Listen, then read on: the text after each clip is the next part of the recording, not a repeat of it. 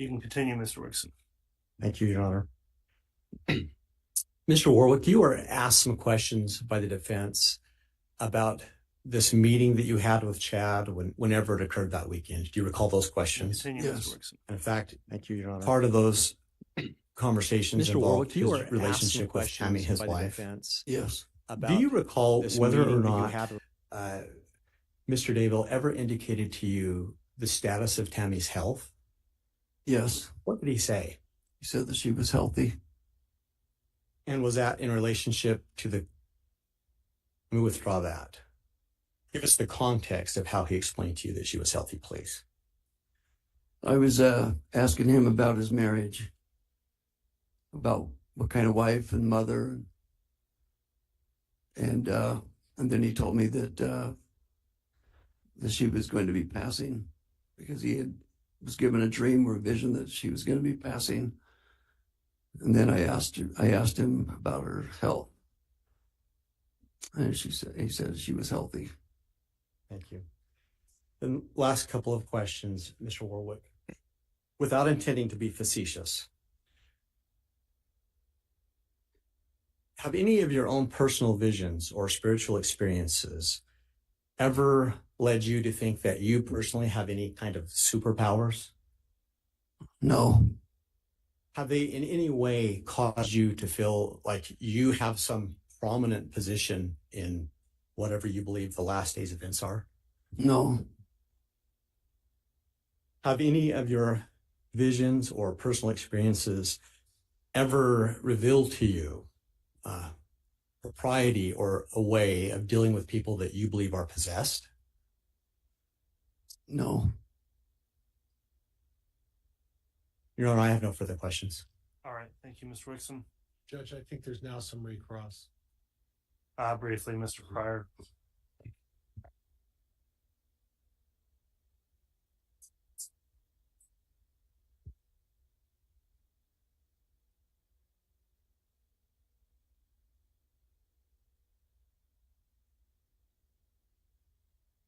So this discussion about Tammy's health, that's the same discussion that took place supposedly on the Saturday between times you were at the seminar for the Firm Foundation, right? That would be the best of my recollection, yes. And Chad mentioned to you during that so-called Saturday visit that Tammy would be passing sometime in the future, right? Yes. And you were aware that Chad had made that revelation well before he ever met Lori Vallow, right? I heard that he had, but I never heard it before. And what I'm having some difficulty with is that he's telling you that his wife is going to be passing sometime in the future, and yet he also tells you contradictory information suggesting that she's just healthy as can be, right?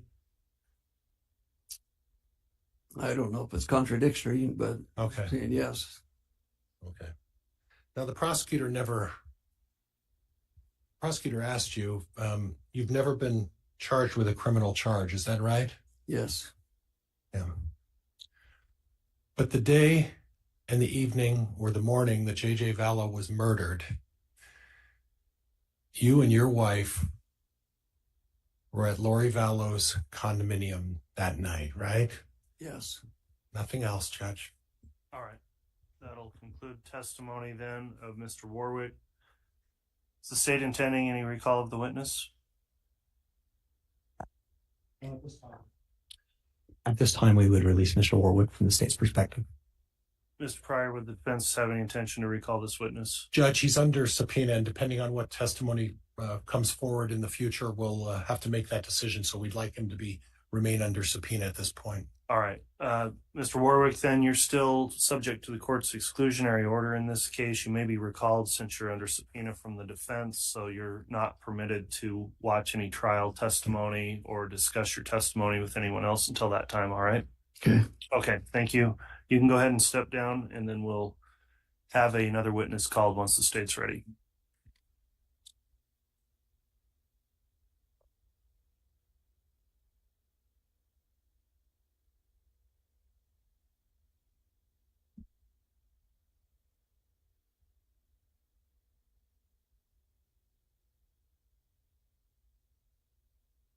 State's next witness, please. State would call Brandon Boudreaux.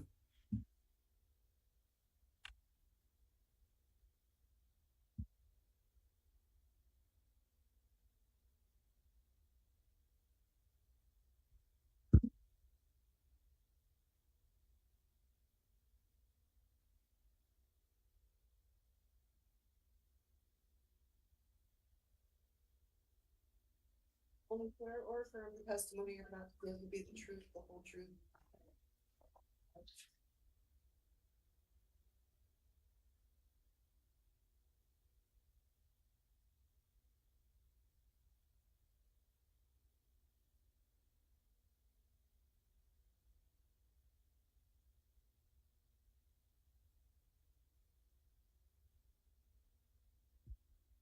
All right, now the witness has been placed under oath. I'm just going to inquire. The court does have an exclusionary order. In fact, Mr. Boudreaux, have you observed any of the trial testimony in this case since it began? I have not. All right. Have you talked to anybody else about the testimony they've given in trial? I have not. All right, Mr. Wood, then you can proceed with your direct examination. Thank you, and Your Honor. Before I do, I apologize. I should have asked for this from the court earlier. If I could be handed State's Exhibit 9. Okay, we'll get that to you.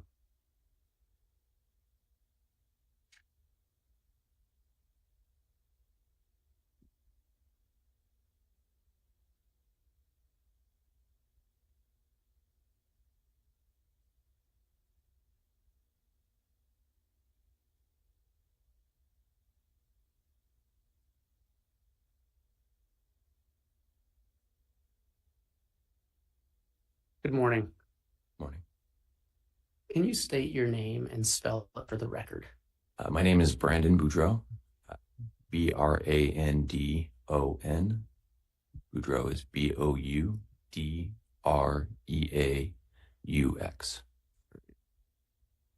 Mr. Boudreaux, are you married? I am. Are you on a first or second marriage? I'm in my second marriage. I want to ask you a few questions about your first marriage. Who were you married to? Melanie, she was Cope and then became Boudreaux. And in your marriage with Melanie Boudreaux, did you have any children? I did. I had 4. What are their ages? 14, 10, 8, and 7. And how long were you married to Melanie Boudreaux? I was married to her for about 10 years. All right. And you mentioned earlier that her maiden name was Cope. It was, yes. And are you aware of her current last name? Pulowski. What year did you marry Melanie? 2008. And during that time, did you have occasion to meet her family? Yes, I did. I want to specifically ask about, did you meet the Cox family? Yes, I did. And who were they in relation to Melanie Boudreaux? They would have been her birth mom's family, extended family. And who in that family did you meet? I met Janice and Barry Cox, Adam Cox, Summer Shiflett, Lori Vallow, and Alex Cox. And so what was Lori Vallow's relation to Melanie Boudreaux? She would have been Melanie's aunt. And what was Alex Cox's relationship to her? He would have been her uncle. So they were your aunt and uncle-in-law? Yeah. Did you spend much time with Melanie's family? Yeah, we spent a lot of time together. In what capacity would you spend time with them? We spent holidays together. When they lived close to us, we'd probably see each other once a month. When they were more distant, we would travel to each other's houses and stay for a week or two at a time. And then we do trips together. We went to Disneyland a lot together. And I asked that kind of broadly about her family. Did you have occasion to spend much time with Lori Vallow and Charles Vallow? That Lori and her kids and my kids, we would go to Disneyland a lot. We would hang out a lot. We did a lot of things together. It was just kind of part of our lives. Okay. And I said Charles Vallow at that time. Was Lori Vallow married to Charles Vallow? Yes. And how well did you get to know Lori and Charles? I would say pretty well, very well. And you mentioned your family spent time together. You said you went to Disneyland? Yeah. And would you spend holidays together? Yeah, often. Would your children spend time with her children? Yeah, my son Braxton was very good friends with JJ. They kind of bonded, and my daughter as well, right? And how old was Braxton as compared to JJ? He's a couple years older. And were you aware that JJ had some special needs? Yeah, JJ had autism. Everybody who was around him, it was easy to tell. Early on, when he was younger, he was nonverbal for a while, and so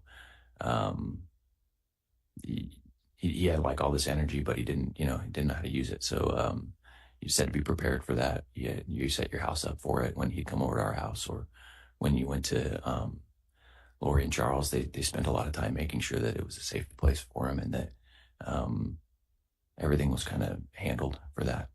And then as he got older, he started learning how to talk, and he could say things. And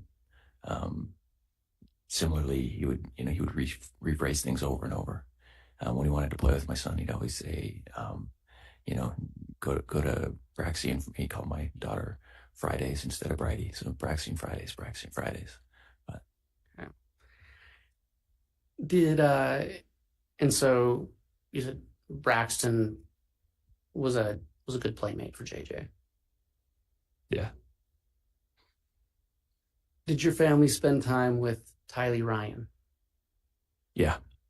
Tell me about your relationship with Tylee Ryan. She's a good girl. She was, I knew her from when she was little, and then all the way up into being a teenager. And so she was a normal teenager. She had her moments where she just wanted to sleep in late and no one to bug her, watch too much Netflix, and other times where she'd open up and she was sweet, and you got to know the real Tylee. So you got a little bit of both. And did she interact with your children as well? She did, yeah. Often would babysit them, or she was a little older than my kids, so she would naturally be kind of more of a, she had good motherly instincts, with them. Did you ever observe Tylee with JJ? Yeah, she was very protective of him. And did you know Colby Ryan? Yeah, I do. Speaking of Tylee, did you yourself have any special sort of religious connection to Tylee Ryan? I did. I baptized her. Okay. And when you baptized her, what church was that in? In the Church of Jesus Christ of Latter-day Saints. And so to your knowledge, Tylee and her family were members of that church? Yes. Okay.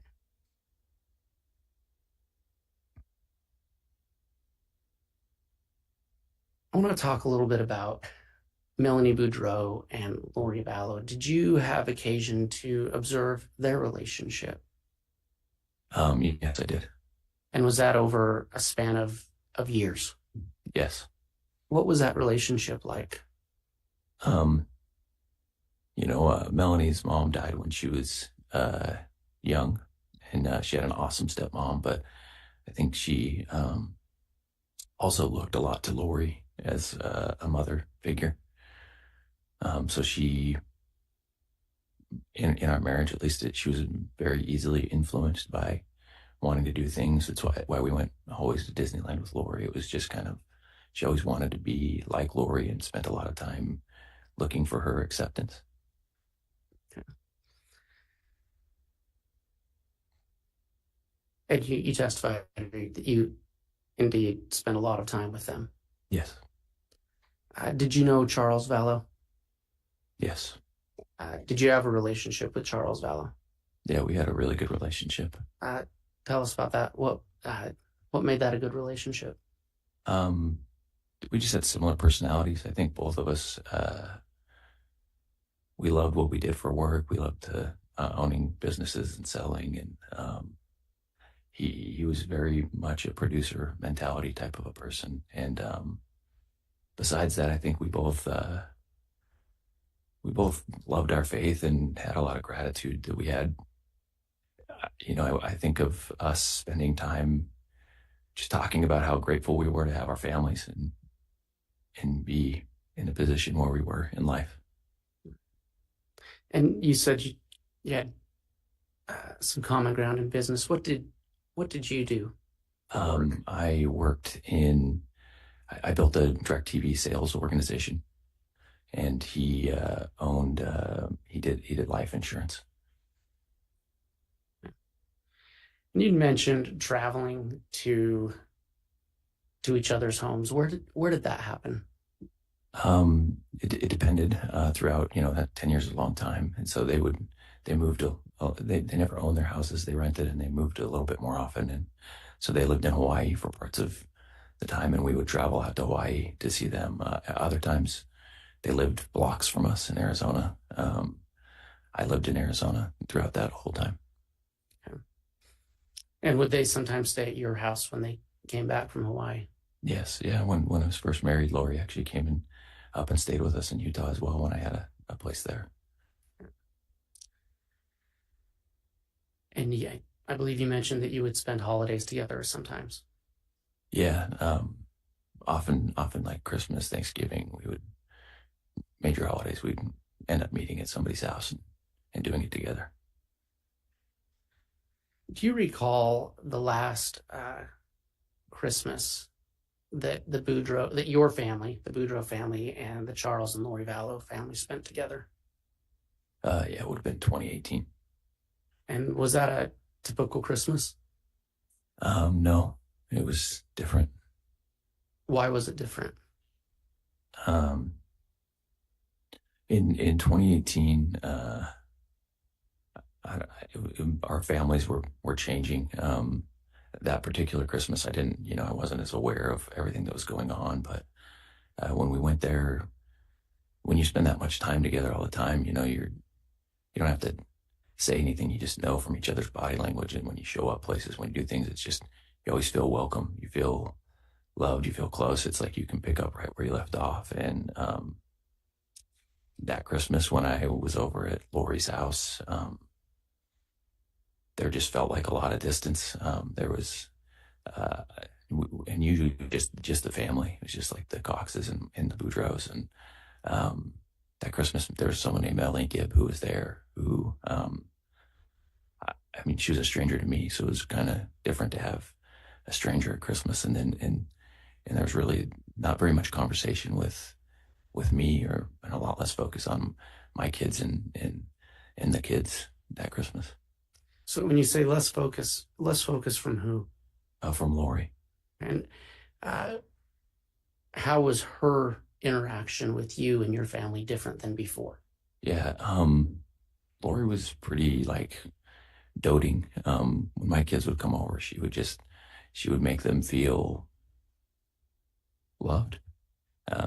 She would just try to spoil them with presents and attention, and that was kind of her way of letting people know that she noticed them, and that didn't happen that Christmas.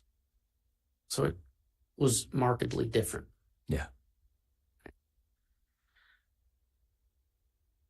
Did you observe Lori and your wife Melanie at that party? Yes. Do you recall what their interaction was? I remember leaving afterwards and talking to my wife about how it felt different, because it felt so different, and her telling me that nothing felt different at all. So I would say that she felt like it was fine and normal, and it didn't seem to her like it did to me. Okay.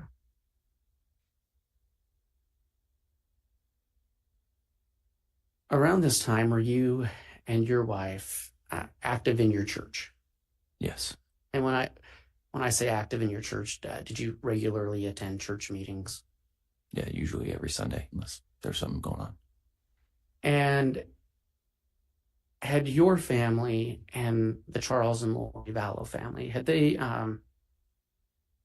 ever shared religious activities with them? Yeah, like I said, I baptized Tylee. We talked about church openly amongst us.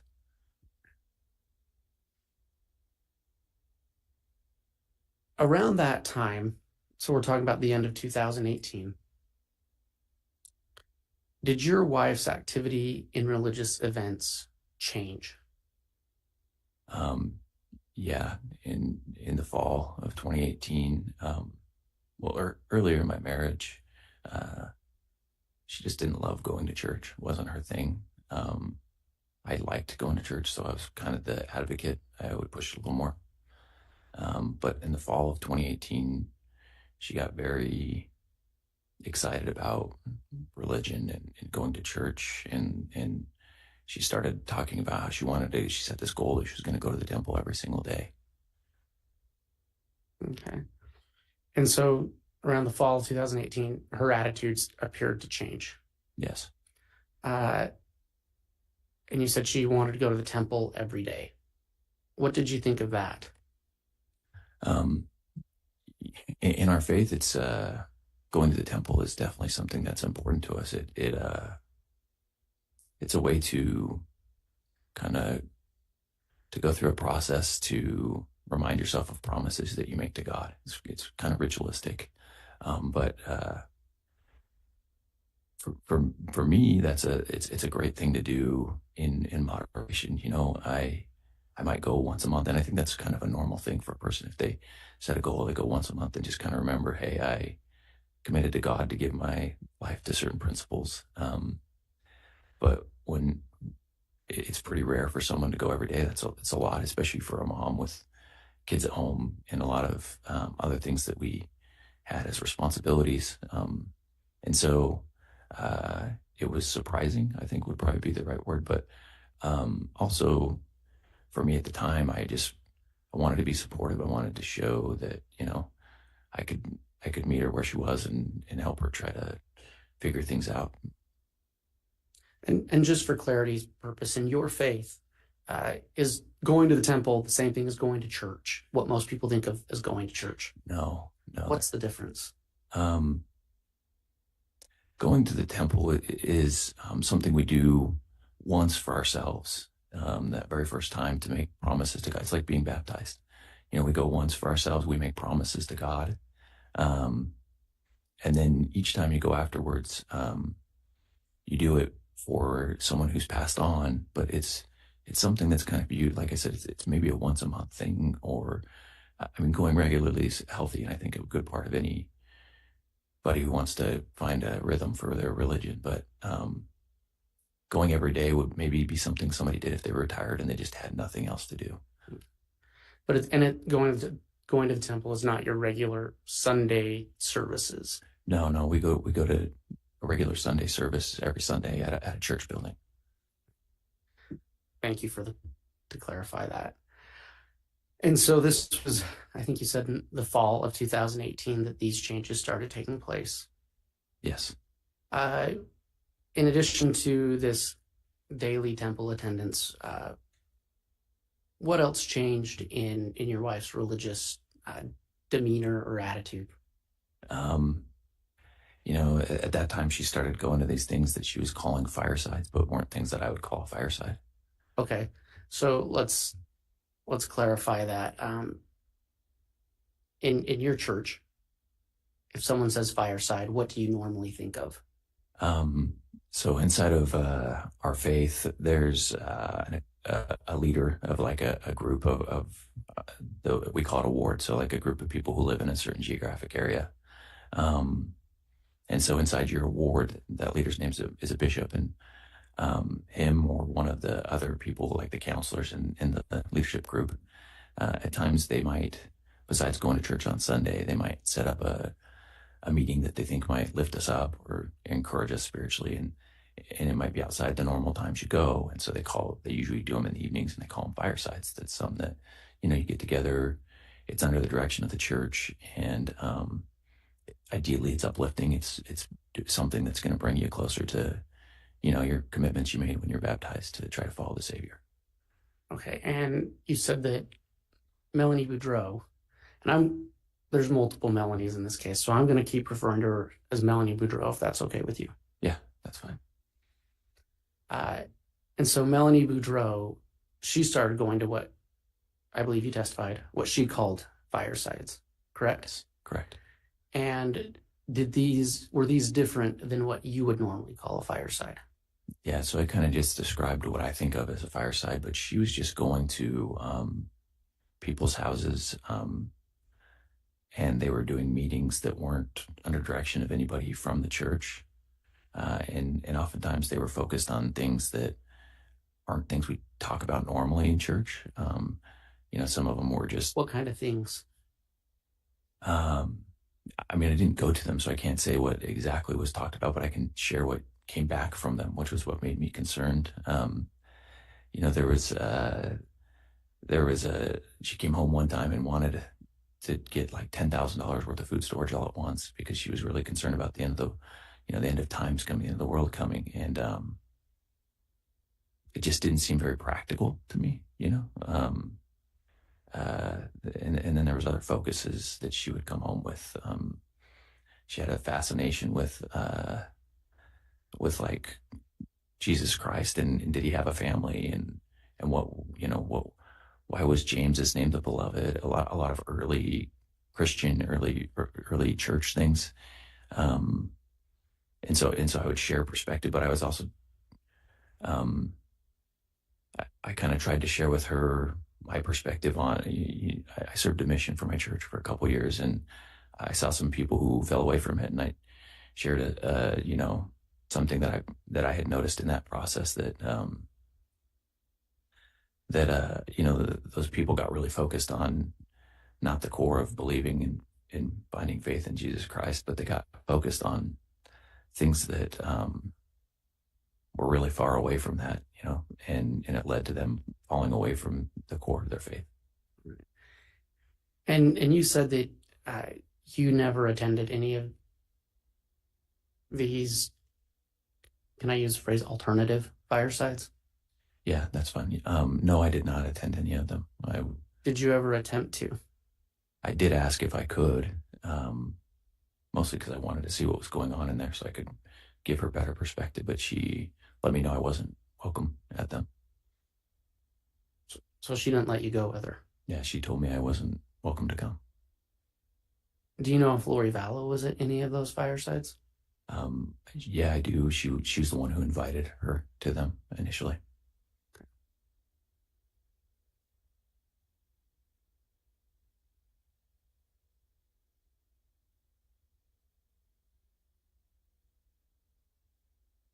So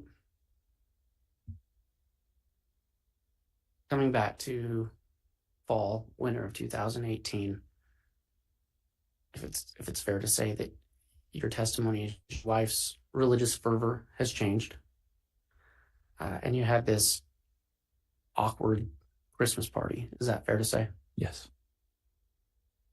Did the situation, and you testified that your relationship between the Chad and Lori family and your family was close. Did the situation between your family and Charles and Lori's family change around that time? A little bit after, right after, in the new year, beginning of the new year, there was a period where Lori,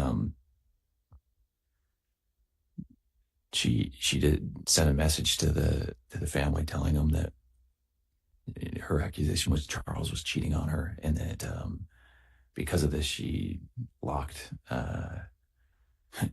She took all the money out of their bank account. She stole Charles's truck, changed the locks on their house. It was very irrational to me. And when was this? It would have been like the end of January of 2019. And how did you respond to that situation? Initially I didn't even know about it. I think she called everybody, but my phone was blocked from Charles, so I couldn't hear from him at all. I found out later that Melanie must have blocked him in my phone, but Just to be clear, Charles Vallow's contact was blocked on your phone. yes, and I didn't do it. And the only other person who had access was my wife. Okay. And so you were talking about how you reacted to this situation of, I guess you could say, a breakup between Lori and Charles. Yeah, I mean, it's a tough one when you're that close with people. And everybody in the family kind of got drug in and involved in it because it was messy. As far as like Charles really didn't want it to happen. He wasn't looking for it. He was trying to make sure it didn't happen. He was sending us as a group regular emails to try to contact us and work through it and try to communicate, because Lori just kind of cut him off after all that. She just stopped talking to him. She actually left him with JJ and just disappeared for a while. Do you know where she went? I don't. Right. But she didn't take JJ with her. No. Do you know how old JJ was at the time? I can't remember right now. It's been a long time. But he was still a young child. Yeah, I mean, you couldn't leave JJ. JJ had to be watched all the time. You couldn't leave him alone. He was, when you're watching JJ, it's your whole life. Like, you have to plan everything around it. I mean, just for him to come visit, you have to plan everything around it. And you stated that the whole family got drug in. Did your wife take a position on taking a side? Yeah, when it happened, I wanted us to not take a side, and divorces are just messy, like there's nothing anybody can do about, like, when you've been together for a long time and you're trying to separate both emotionally, gonna have a hard time going through the process. And so my encouragement was that we didn't pick a side, and we just loved them both, and then made sure that the kids knew that they had somewhere where they could be safe, and our house could be that. But Melanie just kept saying how she was uncomfortable with Charles, and she didn't. Microphone, please. We're getting into some hearsay, and Judge, I've been patient, but the narrative is getting a little lengthy now, so I'm going to object on narrative and hearsay at this point. Sustained. Okay. Did Melanie Boudreaux demand that your family take a side? Objection, hearsay. That's a request, Your Honor. A request is not hearsay. That is overruled. You can answer. Yes, she did. Okay. And did you respect Melanie's wishes on that? I did my best. And was that because she was your wife? Yeah, I wanted to stay married. It was really important to me. And so we've kind of moved on now to the beginning of 2019. Is that accurate to say? Yes. In these events that you're talking about? Yeah.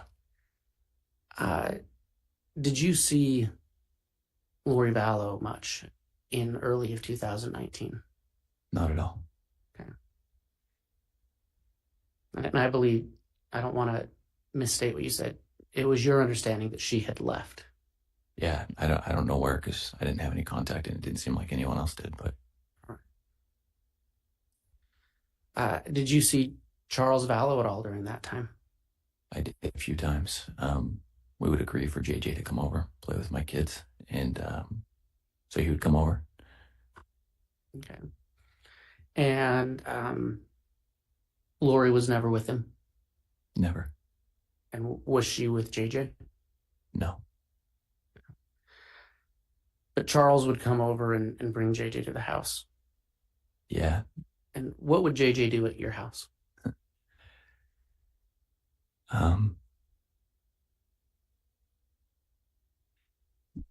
He would just come play with my son.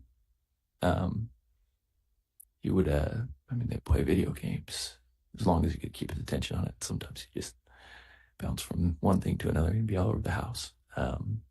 Braxton would kind of keep his eye on him and play with him. He knew JJ was special, and so he kind of kept that assignment.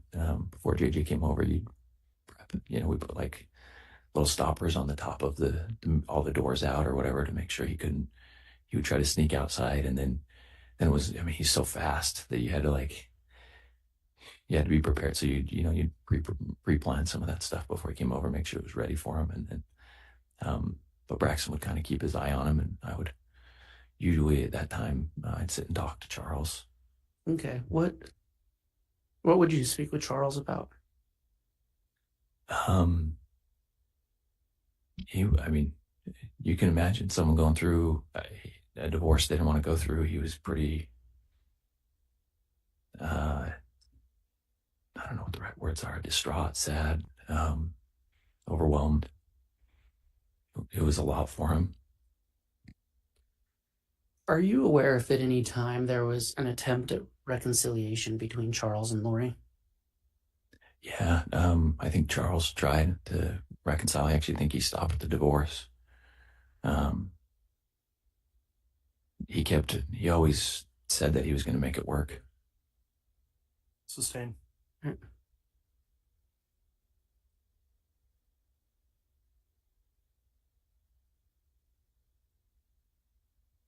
going to move forward to the summer of 2019.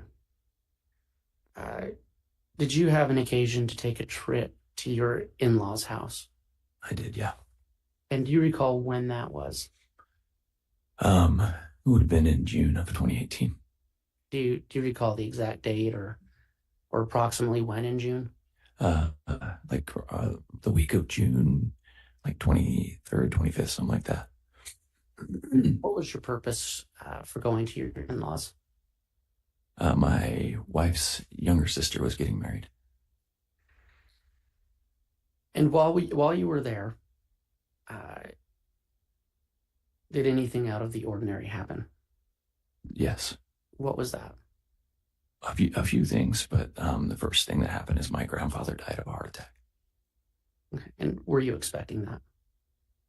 No. And so you're at your wife's family's house when you got the news? I was actually with my parents. We took my family, went to, decided to go to church with my mom and my dad, which is they still live in the same place where I had left for my mission on. And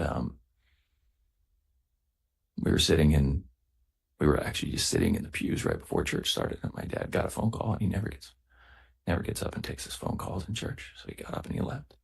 And he came back and he waved us all out. Said, Your Honor, I apologize. Go ahead. It's sustain, as you're saying. It's just some foundation, so I can move on at this point. Very well. Did you have any conversations about your grandfather's death with your wife, Melanie? Yes. After he passed away, I waited a day or two. My mom called me to tell me when the funeral was, and I told her that when it was and that I wanted us all to go, and she told me she wasn't going to go. Sustained, and I'll strike that final part of the response, what was said. All right. At this point, were you still at your in-laws' home? Yes. And did you have a disagreement with your wife over whether or not to attend your grandfather's funeral? Yes. Did you want to go to your father's funeral? Your grandfather's funeral? Overruled. You can continue, Mr. Wood. Yes, I wanted to go to my grandfather's funeral, and I wanted my family to. While you were having this discussion with your wife, did that escalate into any other type of conversation? Yes. It escalated into a conversation in an argument that didn't make any sense to me. What was it about? Well, she started bringing Lori into this argument, which had nothing to do with what we were talking about. She said that God had... Judge, I'm going to object at this point. It's hearsay. You're right. Response, Mr. Wood. Your Honor, I believe it comes in for the effect on the listener, not for the truth of the matter. Well, I think just the specific statements are hearsay. Beyond that, so I'll sustain the objection. All right. Without saying what the words your wife used, what was the context of that conversation? We had an argument about whether or not I hacked Lori Vallow's computer. Did your wife accuse you of hacking Lori Vallow's computer? Yes. Did she request that you admit that you hacked into her computer? Yes, she said that I had to. Judge, I'm going to object again. Your Honor, Sustain. Your Honor, if I might briefly argue, a request is not hearsay. Well, a request, if it's calling for specific statements of the party not here for cross, would be hearsay. So I'm not saying you can't answer, but in terms of specifically what was said, that's where the ruling stands. All right. Thank you. So that accusation was made. Yes. What was your reaction to that? I just felt really frustrated. I had no idea why we were even talking about it. It had nothing to do with what I was trying to get through to her and what I was trying to talk about. It was like this thing that didn't make any sense to me. Without going into any specific statements, did Melanie Boudreau provide any context for why she thought you'd hacked into Lori Vallow's computer? Judge, it's going to call for hearsay. Overruled. Can you ask that question one more time? Yeah. Without providing any of the statements she said, did Melanie Boudreau provide any context for why she thought or why she was accusing you of hacking into Lori Vallow's computer? Can you ask that one more time? I want to answer it properly. Sorry, it's probably complicated. Yeah.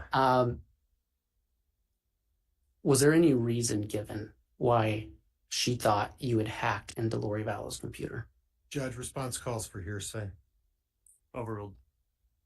No. Just a bare accusation.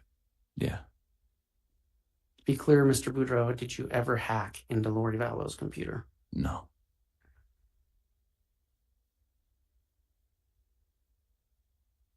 Did, in this conversation, did Melanie Boudreau inform you of anything that God had revealed to her Judge, in relation to this divorce? Judge, I'm going to object. This is leading. On leading, that's overruled. Yeah, the argument continued to progress, and I guess she actually specifically said that God had told her. Judge, I'm going to object. It's hearsay. It is hearsay. Your Honor, that this statement is not coming in for the truth of the matter. It's just simply to show the argument and the effect on the listener. All right, and again, for that purpose, it's not hearsay, but any specific statements where they're not subject to cross, I'm finding are hearsay. Yeah. Without saying the specific statement she said, what did she accuse you of? Of being gay and of hacking her Aunt Lori's computer. And what was your response to those accusations? I mean, all of the emotions you would think you'd feel after 10 years married to somebody. Disappointment, frustration, a lot of grief, a lot of grief.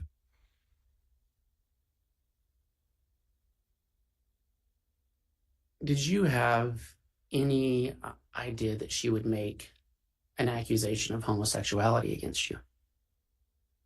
No. I mean, I had a thought that it might happen because of something Charles had said, but no, I never would have believed it.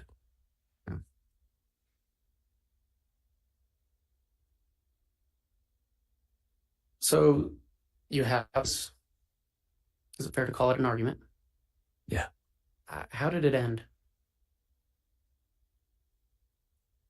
I mean, it took a long time. It started in the afternoon. It went past midnight, and she went to bed. I just stayed up troubled all night.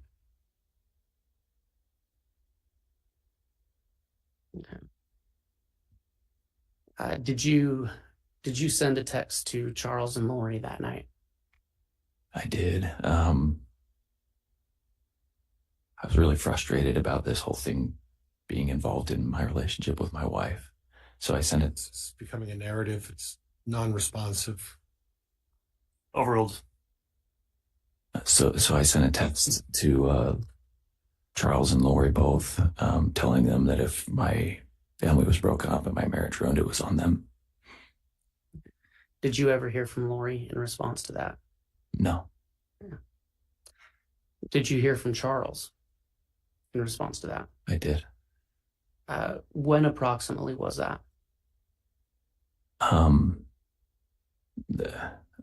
little bit later, a lot was going on at that time, so I couldn't say like a specific time, but I ended up talking to him on the phone. Would you say this? Is it fair to say we're still in the late June?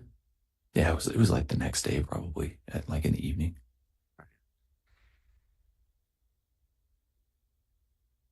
And what was that conversation like? He just apologized for. Judge, I'm going to object at this point. It's calling for hearsay. Sustained. What did you say to Charles? I just apologized to him. Told him I was really sorry about not being there more for him, because now I was feeling like I know he must have felt. And he was really gracious. Was that the last time you spoke with Charles Vallow? It was.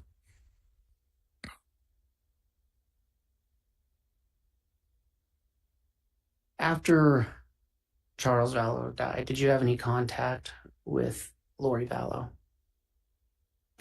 No, I did not. After Charles died, did you have any contact with JJ Vallow? No, I did not. And after Charles died, did you have any contact with Tylee Ryan? No, I did not.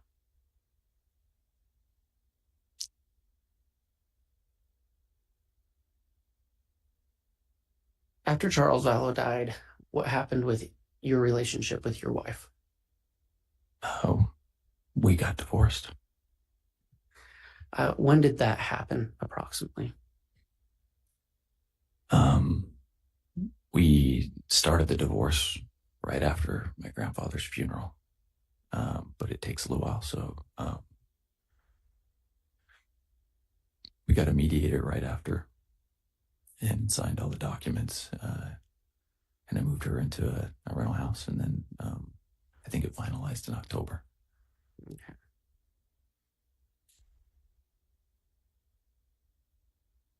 In that process, was there any the home that you and Melanie lived in, did you sell it? I did. And did she move to another location? She did. I helped her get a rental home. And did you move to another location? I did. I ended up getting a rental home as well. Approximately when did you get that rental home? I got it. I found out the house was sold like the end of September. It looked like it was going to sell. And so I went and found a rental home at that time. Right. And where was, don't go into specifics of neighborhoods, but what city was this in? Gilbert, Arizona. Okay. And is that where you had been living the last several years? Yeah, I moved back. And so did you located a property that, was it close to the home that you and Melanie had been living in? Yes. And why was that? I wanted to make sure my kids had stability. I was really worried about all of the changes. And were you sharing custody with Melanie at this time? I was.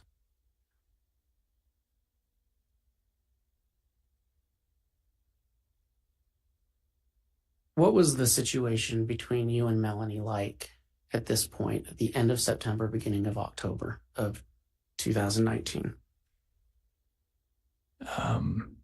It had changed quite a bit. Since June, she just stopped talking to me. We could text, but barely. There was no connection anymore, and she's very cold to me.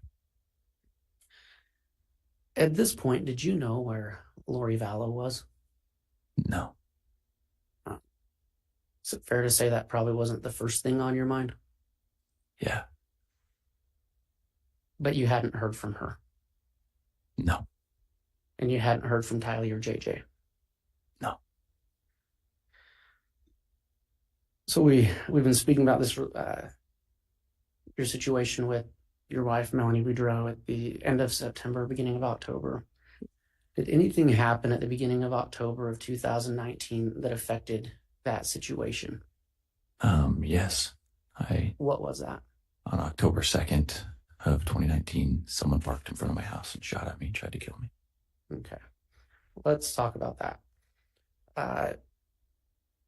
October 2nd, you said? Yes. Let's go to the kind of beginning of the day. How did your day start? I woke up. I had all my kids at my house, so I got them ready for school, and then I got them out the door. We did our normal stuff: breakfast, prayer, and then I dropped the older two at school, and the younger one, the second youngest, at a preschool, and then I dropped my youngest at Melanie's house. After you dropped your kids off, where did you go next? Then I went to the gym. Okay. This is all in that same area, Gilbert, Arizona. Yes. And after the gym, where did you go? Then I drove back to my house, and as I was driving around, my house is a couple of houses in on the street, so I made a left in onto the street. And as I was driving, I noticed a few things. My house, the driveway, there was like a Jeep parked right on the edge of it, where I would normally turn in, and there was nothing parked there usually. I'd only been there for a few days, but so far it was always there's this van there, and like the Jeep was parked with its like bumper basically on the van, and it just looked at that place. It had a Texas license plate. There was no tire on the back of the Jeep, and you know how when you open and close a Jeep, there's like little tabs on the window. Those were sitting on the outside of it. So it just looked awkward, just was awkward enough that I noticed it right as I turned around the corner. Okay. So you noticed the Jeep. Mm-hmm. Did you notice anybody inside of it? I couldn't tell if there was anybody inside of it. This all happened in such, imagine coming around a corner, driving a couple house lengths. So it all happened very quickly. And then the window opened up, and I saw a gun and a silencer.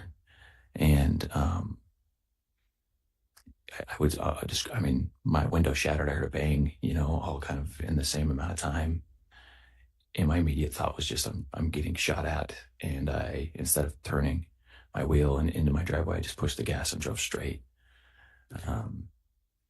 forward. What happened after that?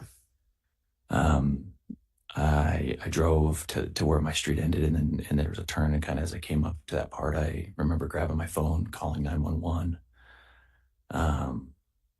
talking to the operator. I went and pulled a little bit around, and there was like a little community pool there, and I kind of parked in front of it for a second, and there's like a loop between my street and the street above me, and I remember I could see on that loop, I saw that Jeep start to come around the corner, and then it did a U-turn went the other way, and I think I started to follow it at first, and then I think Were you on the phone with 911 during this time? Yes, yeah. The whole time I was talking to an operator. And you just said, if I understand correctly, that you started following the Jeep.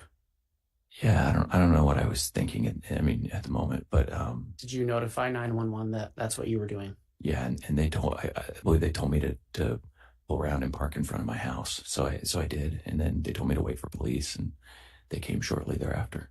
Okay. I believe you testified, correct me if I'm wrong, that you had only been in this house for a few days. Yes. How many people had you told that you were in this house?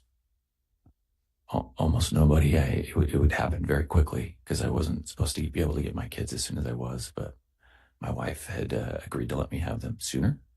And so I had moved everything out of the house that was selling to get them in so I could have them for that weekend with me in my house because I would do anything to keep my kids with me. So when Melanie Boudreau knew you were there, had you told anybody else? So I had to tell her when I got the place. I hadn't told anybody else, but my neighbors had seen me moving and they helped me move. So they knew where I was, just the ones that lived by me there. So had you told any other friends and family yet this was your new residence? Just hadn't had time to tell anybody yet. It was so quick, and then I had my kids.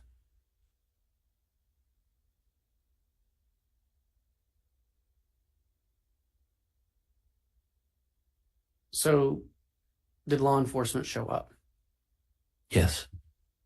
And did you notify them of what had happened?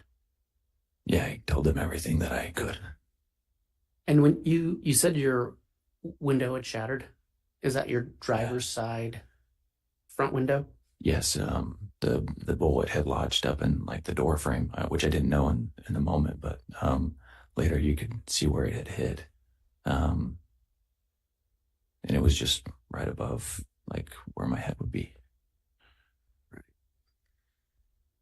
And did you describe the Jeep to law enforcement? Yes. And did you follow up with law enforcement after that? Yes. When you go through something like that, you spend all day. It feels like with law enforcement, it takes a really long time. So at some point, like a detective came over and I talked to him, and then later, as I was thinking through everything and talking with other people that were close to it, I realized that I felt really confident that the Jeep was Tylee's Jeep. Okay, so let's talk about that. Were you aware that Tylee Ryan had a Jeep? Yes. Did you know how long she'd had it? Charles got it for her during all of this, when he was in Texas, he'd gotten her Jeep. So when he was in Texas, was that in 2019? Yes. Okay. And you had seen that Jeep? Yes. Right. And so I don't want to put words in your mouth. Your testimony is that as you reflected on it, you thought more and more that this was Tylee's Jeep. Yeah, I think I might have called Zach Cox and talked to him too, and he might have had the same thought, and we both were just like, that's got to be the Jeep. Who is Zach Cox? Adam Cox, Lori's brother. It's his son. He had lived with Lori and Charles for a period of time, and with me. He's 18, 19 at the time, so he just kind of out on his own. He was working for me. I had given him a job.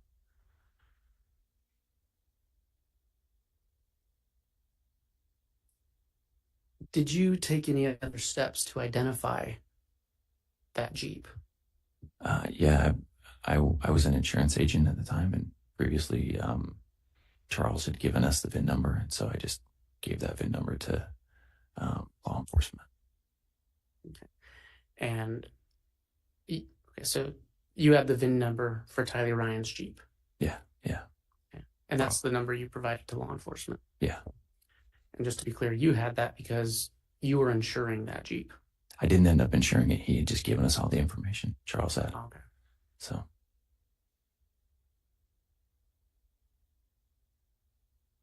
Your Honor, I don't know what time the court wants to take the mid-morning break. This is probably about a good time to do it, Mr. Wilk. Okay. All right, so we will take our mid-morning recess. Remind the jurors, please, not to discuss the case amongst yourselves on the break or with anyone else. We will return to the courtroom here in about 30 minutes, maybe a little less if we can. All right, please.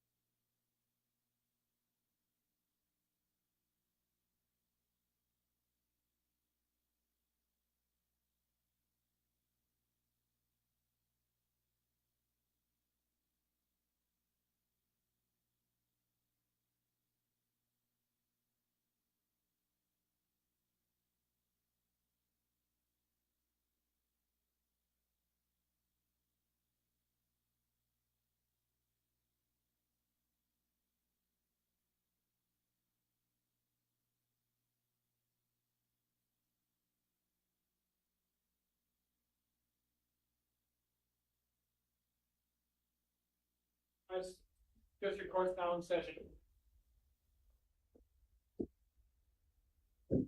Thank you. Please be seated.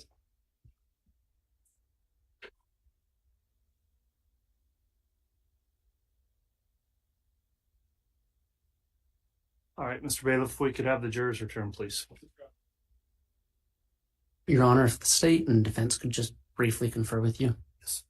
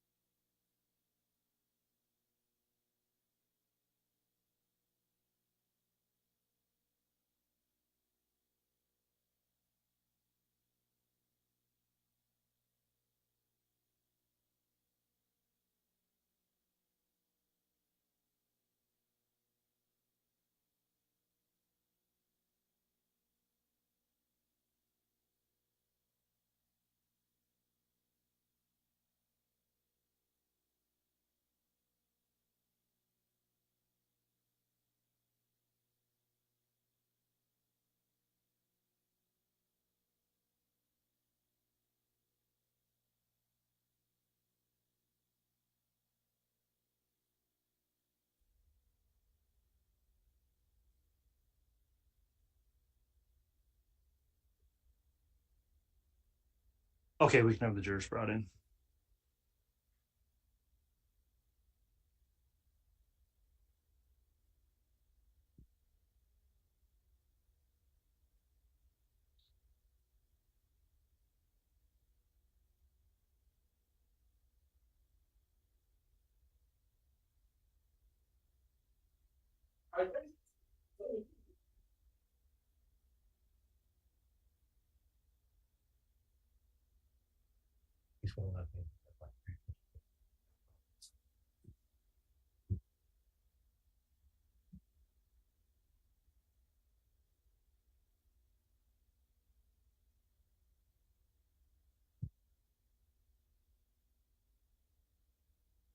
Please offer the count for Your Honor.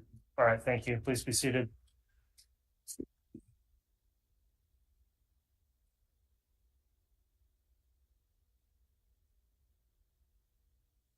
All right, we're back on the record on CR 2221-1623, State of Idaho versus Chad Daybell, continuing direct examination of Mr. Buro, who's still under oath for testimony. I'll remind the witness the jurors have returned, and Mr. Wood, you can continue with your direct. Thank you. Mr. Buro, when we left off, we were discussing an incident on October 2nd. And again, I don't want to put words in your mouth. It sounds like you had testified you had come to some opinion as to which Jeep was involved. Is that accurate? Yes. Okay.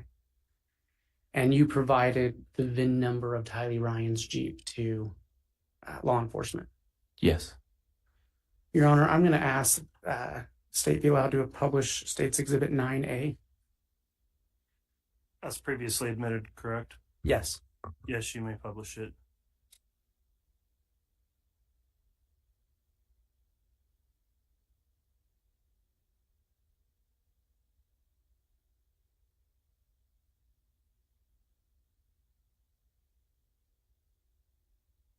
Mr. Boudreau, do you recognize that vehicle?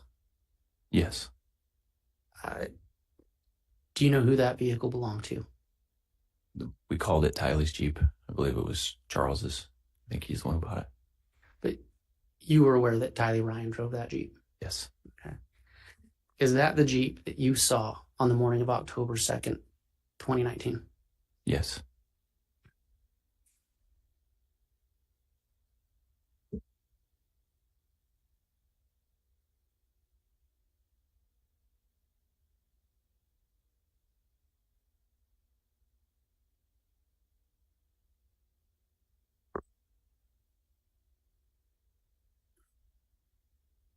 So as you provided that VIN to law enforcement, did you do anything else in regards to that shooting? That day or when specifically? Well, let's start with that day. Did you do anything else? Let me ask this, strike what I just said. When approximately did you give law enforcement the VIN number for Tylee Ryan's Jeep? That day. Okay. And did you take any other steps or did you provide any other information to law enforcement? I just shared with them who I thought did it and why. All right.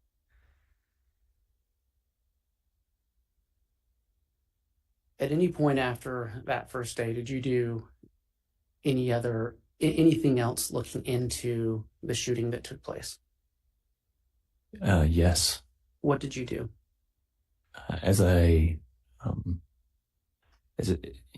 After you go through something like that, it was pretty traumatic. It took me a little bit to realize that that a resolution wasn't just going to come really quick. Like the police weren't just going to arrest someone, a day or two later, and and then it would all be resolved. So I started trying to figure out things I could do to help assist law enforcement into finding who shot at me.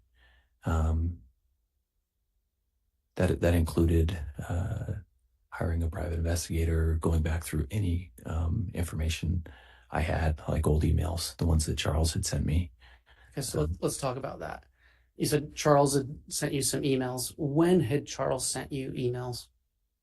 He sent me emails.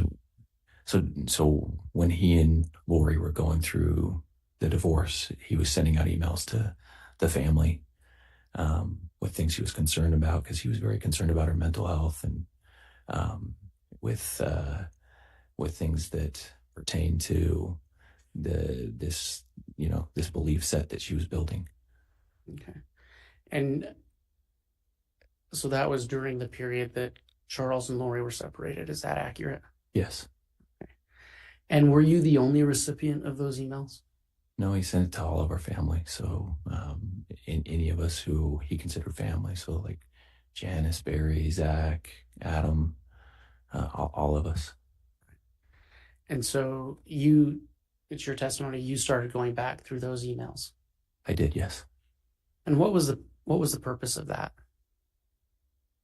I thought maybe if I knew more about what these beliefs were that now apparently to me it seemed my wife had and Lori had, that I could maybe I could try to figure out more of what was going on, because everything was so bizarre. And these emails that Charles sent,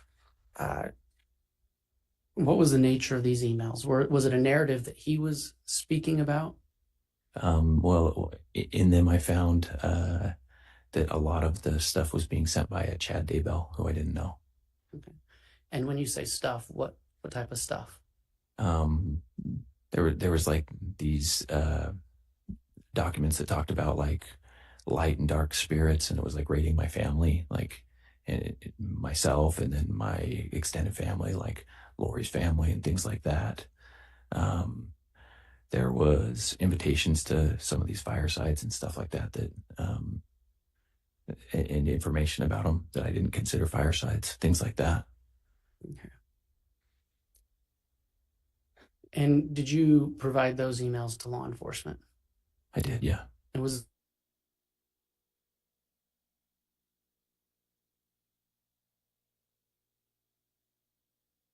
Did you see your own name written in those emails? I did.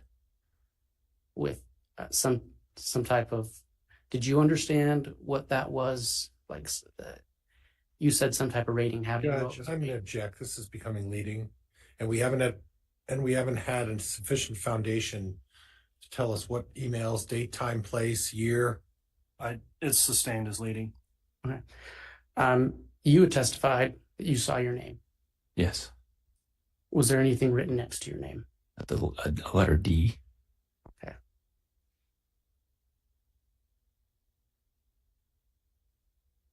After you provided those emails to law enforcement, did you do anything else?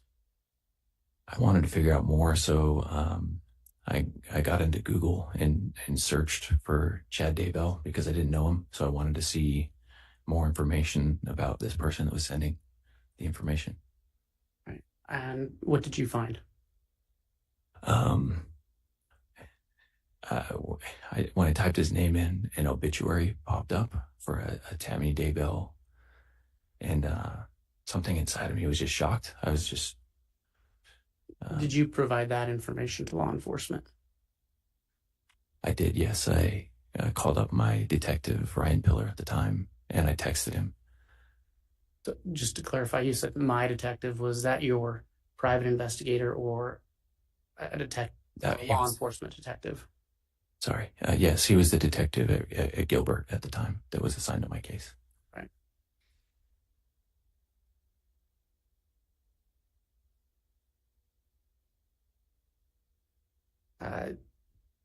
As this process went on, did you ever learn that Tylee, Ryan, and JJ Vallow were missing? Yes. We were worried about it early on, and I often told Detective Pillar my concerns.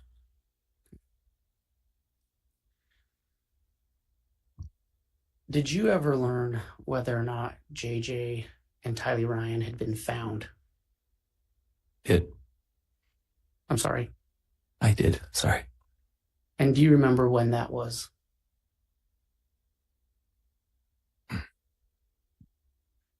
I got a call June 9th of 2020. Where were you? My parents' house.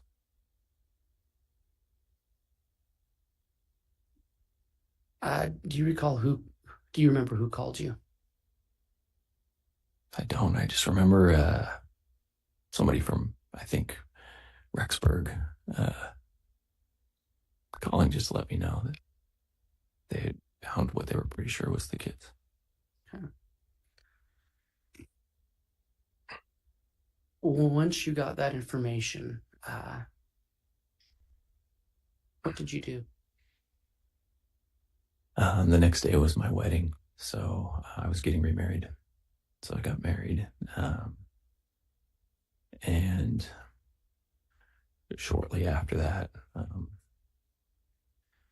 I just felt like I needed to go up to Rexburg. I don't know what for. I just felt like I should, so I drove up there. When you were in Idaho, did law enforcement ask you to do anything as it related to JJ or Tylee? Yes, they asked me to identify JJ. Okay. And do you recall where you were when that happened? Where I was when I identified JJ? Yes. Okay. It was, I think, outside of Pocatello at an FBI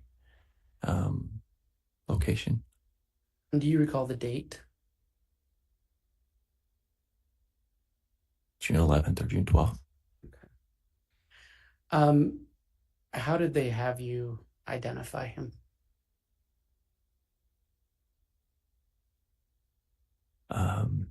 They showed me some pictures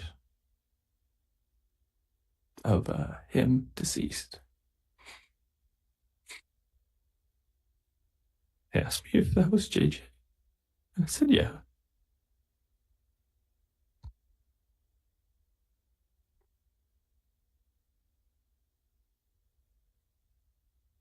Your Honor, I have no further questions at this time. All right. Cross-examination.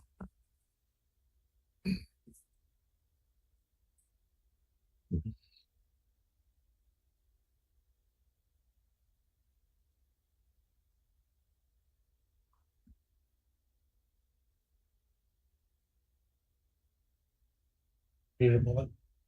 No, I'm okay. We can go.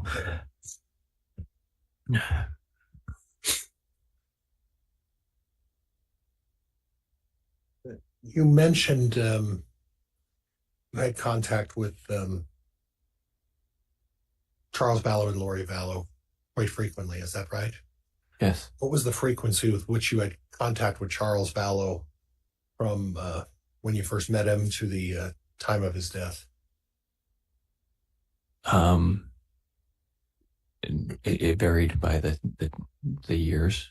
Sometimes when he lived close to me, I'd see him often.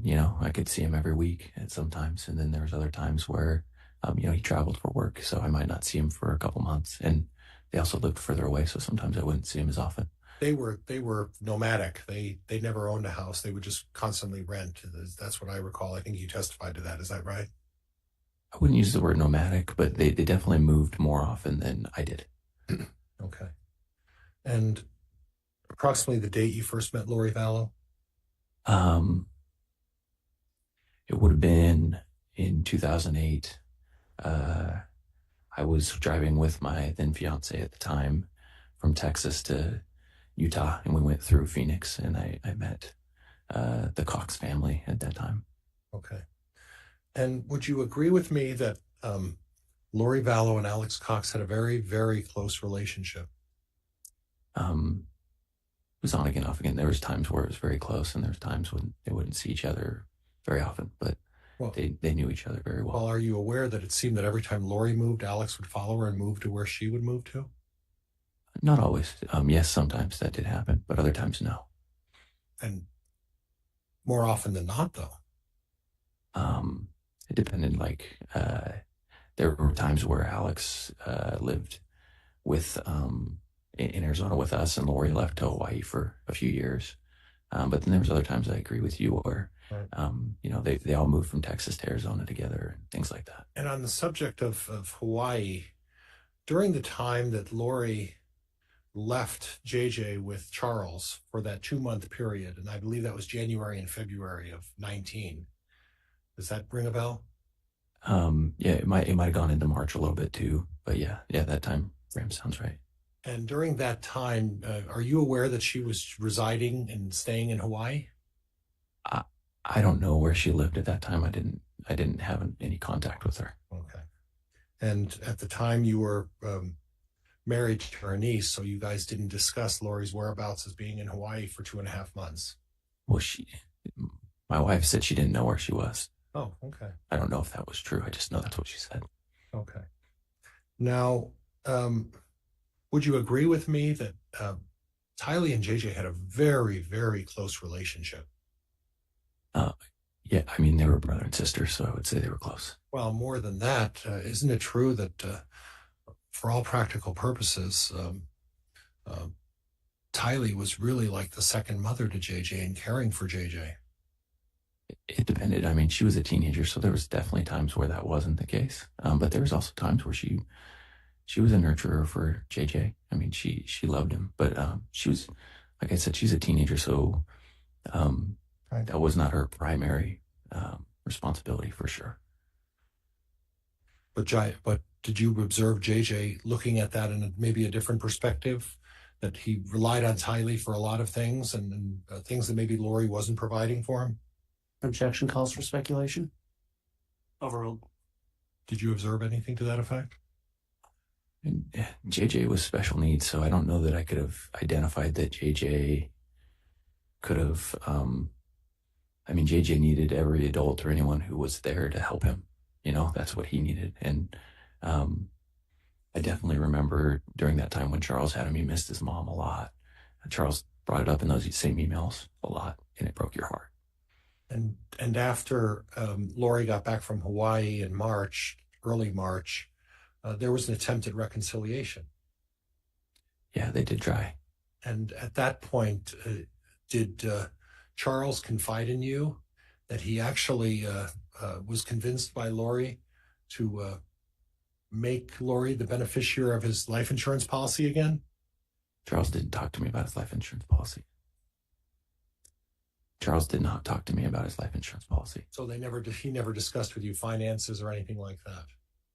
We talked about financial stuff, but he never talked to me about his life insurance policy. Okay. So you're not aware that the life insurance policy was placed in Lori Vallow's name during this reconciliation period then, correct? I would have no ability to testify to that. Okay.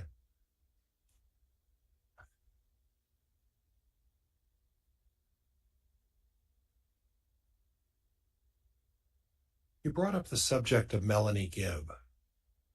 And my recollection of your testimony is that you found it unusual that Melanie Gibb was there for Christmas of 2018. Yes. And I can't recall if you had said that they seemed to have a close bond at that point. How would you characterize their bond at that point? Who's they? Melanie Gibb and Lori Vallow. Oh, okay. Yeah, it seemed like they definitely had a closer bond. And are you aware of when Melanie Gibb and Lori first met? I can't testify to when they met. Did your wife participate in these gatherings in August, September, and October with Melanie Gibb and Lori? I believe so. Yeah. And these gatherings in August, September, and October of 2018 were what you described as these fireside chats? And I think they went past October. I think they were in November as well, in December. But they started in the mid to early summer of that year. Is that right? I can't say when Melanie's very first one was. Okay. And were you aware that Melanie Gibb was the organizer and planner of all of these events? I can't testify who planned them. Okay. It wasn't your wife who was planning them? I don't think so. It would have been without my knowledge. Okay. And you found it unusual that Melanie was there at your Christmas holiday for what would be deemed a family holiday. Is that right? Yes. Did you happen to recall seeing a gentleman by the name of David Warwick at Christmas that year as well with Melanie? No. Okay.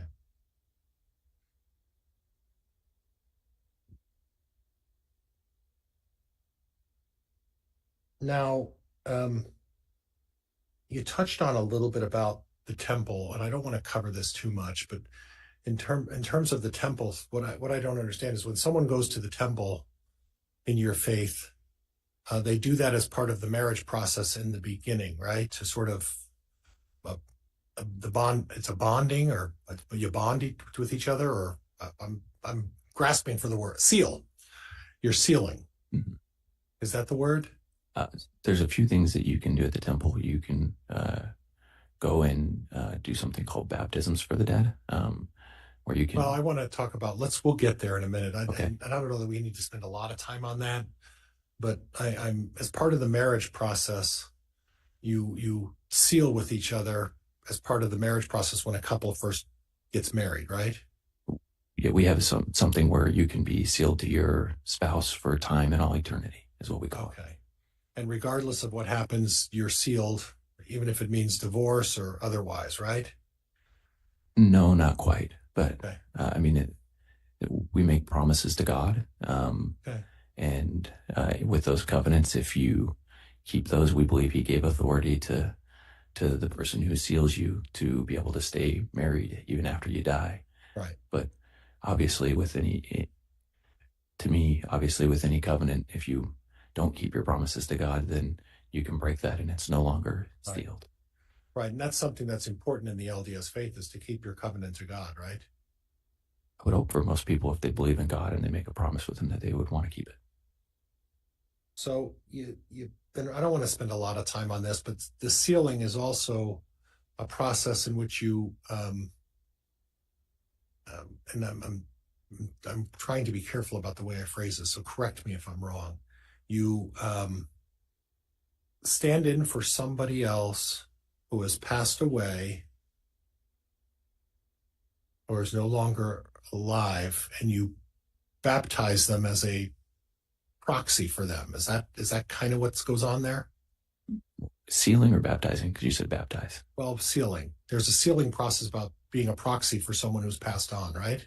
Yeah. So if I can be sealed to my wife here living, and that's something that I want to do, then I have that option. And for those who passed on, we practice in proxy is what we call it, but we practice the process of doing that for them so that it could be done here on earth, so that if it's something that they wanted, they could have that option in heaven. So when they pass on, you're helping them move on to heaven. Is that really what that's all about?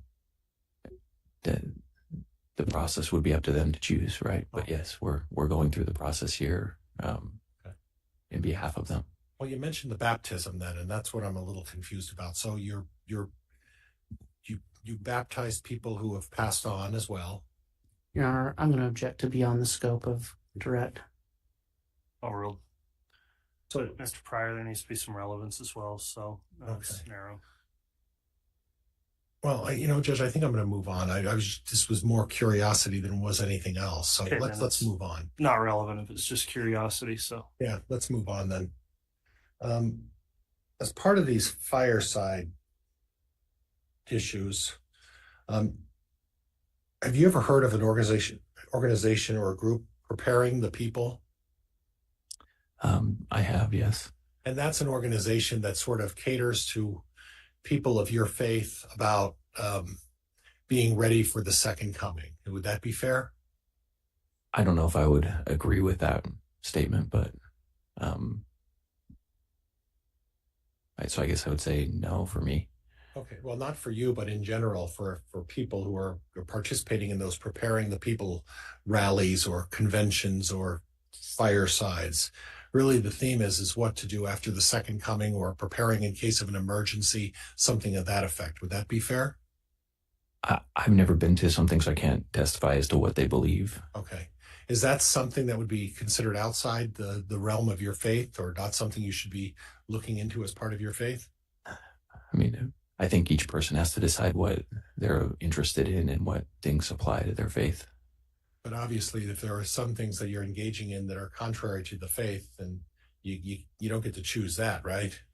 The church can occasionally come out, right? They, like any organization, and say, hey, these are things that don't apply to our faith.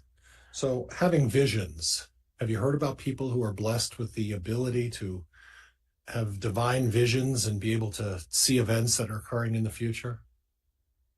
I have never had any visions, and I don't know anybody who I personally believe that I know personally who's had a vision. Okay. And then having seances, like conducting a seance, is that something that your wife was doing as part of this back starting in the summer of 2018? Is she engaging in seances? I can't testify to that because I don't know. Okay. Did she talk to you anything about conducting vibrations and having vibration movements as part of these seances? She didn't Nothing talk like to me about that. Okay.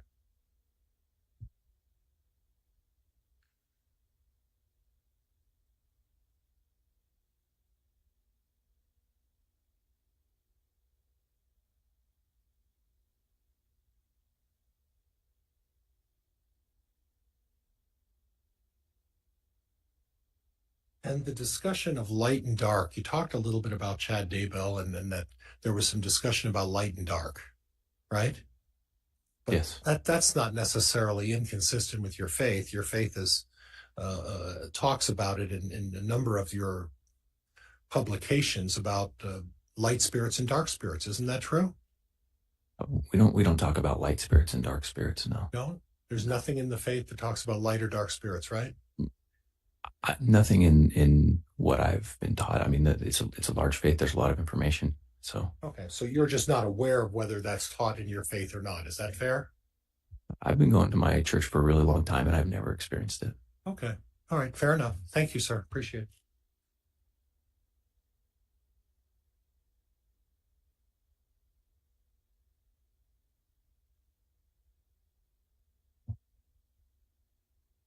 Redirect. The state has no to redirect, Your Honor. All right. Are there any, is the witness perhaps can be recalled by the state or the defense? Not by the state. Not by the defense, Judge. Okay, that concludes your testimony, Mr. Boudreaux. Thank you for appearing today. You're released from any subpoena. You may go ahead and step down. And Judge, could we have a quick sidebar just on an issue? Yes.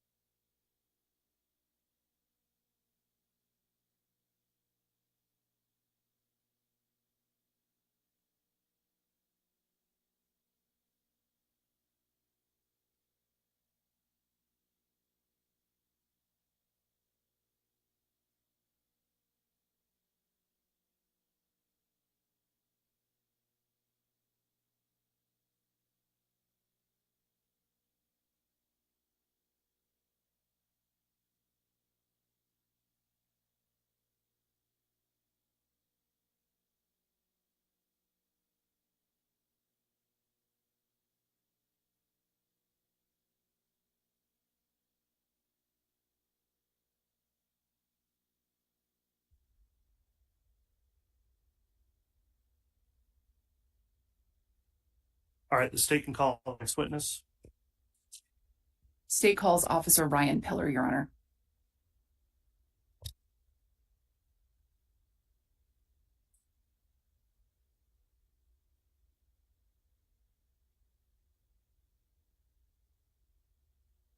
What was the last name again, Ms. Beatty?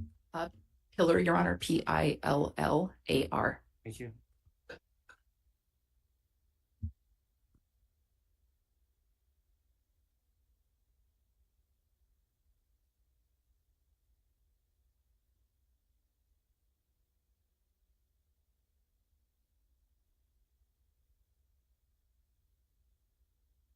Solemnly swear or affirm the testimony you're about to give will be the truth, the whole truth, and nothing but the truth, so help you God.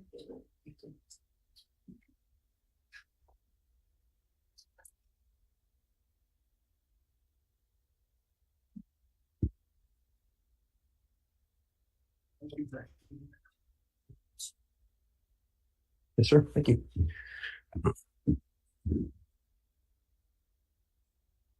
All right, before I allow direct here, let me just inquire of the officer now that you're under oath. These trial proceedings have been live streamed and open to the public. Have you been observing any of the testimony that's been provided in trial up to this point? No, sir. Okay. And have you discussed with anyone else the testimony they've provided at trial? No, sir. All right. Thanks for your responses. Ms. Beatty, you may inquire on direct. Thank you, Your Honor.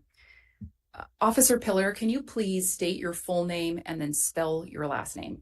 Yes, it is Ryan Pillar. Last name is spelled P as in Paul, Illar. Where are you currently employed? I'm employed with the Town of Gilbert Police Department. And what state is the town of Gilbert in? It is in the state of Arizona, Maricopa County. How long have you been employed by the Gilbert Police Department? I was employed February 2007 and have been with them for a little over 17 years. Have you had any other law enforcement jobs prior to your experience with the Gilbert Police Department? No, ma'am. Can you briefly describe your training that you've had to become a police officer? When first hired, I attended an 18-week Arizona Law Enforcement Academy, followed by an 18-week field training.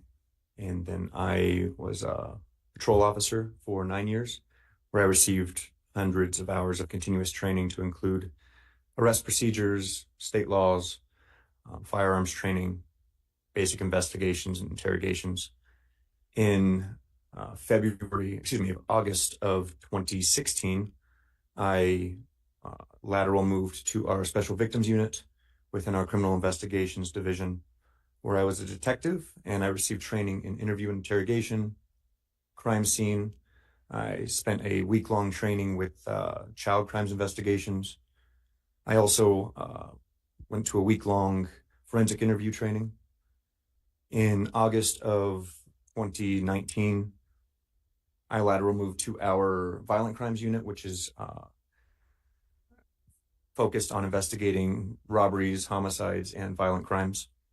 I received another 5-day training with homicide investigations and interviewing techniques, as well as crime scene investigations. I'm now back on patrol work voluntarily and working within the school programs within Gilbert, Arizona. So your current job title is you're an officer with the Gilbert Police Department. That is correct. I'm a police officer. What was your job title in 2019? In 2019, I was a violent crimes detective. Can you briefly describe your job duties as a violent crimes detective? As a violent crimes detective, we investigated crimes that are related to violence, death investigations of any kind, homicides, and robberies, anything that would potentially lead to a death or a serious physical injury sustained to a victim.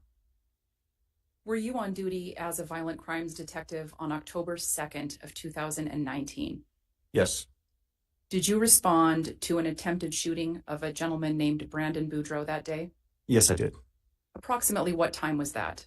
About 9:13 in the morning is when the initial call for service kicked out. And did you go to a location? Yes, 3875 East Phelps Street in Gilbert, Arizona. And whose residence or what place was that? It was soon learned that it was the residence of Mr. Brandon Buro. When you arrived at the scene, what was your role? Upon arrival to the scene with fellow detectives, I took the primary investigator role, which is the lead detective for that particular investigation. And when you're the lead detective of any investigation, what are your responsibilities? Initially, it is to task fellow detectives with their duties, and then as the primary investigator, it's to interview the involved parties, in this case, the victims and witnesses. Are part of your duties as a lead detective to make determinations about next steps and directions that the investigation should go? Yes, ma'am. Okay. Now, when you arrived at the scene on October 2nd of 2019, did you make contact with Mr. Buro? Yes, ma'am. Did you talk to him without getting into any narrative or any specific statements he made to you? Did you discuss the incident with him? Yes. Based on your discussion with him, were you able to ascertain what had happened? Yes. Did you have any other discussions with anybody else at the scene or in the area? Yes. Part of the duty, again, was tasking other detectives with canvassing the areas and speaking with witnesses. There was evidence at the scene to include in the roadway some shards of glass, Mr. Boudreau's vehicle was parked in front of his residence. It had evidence that it did in fact sustain damage from a projectile. And witnesses at the scene confirmed a vehicle was idling in front of Mr. Boudreau's residence prior to shooting occurring. Okay, so let's walk back just a little bit.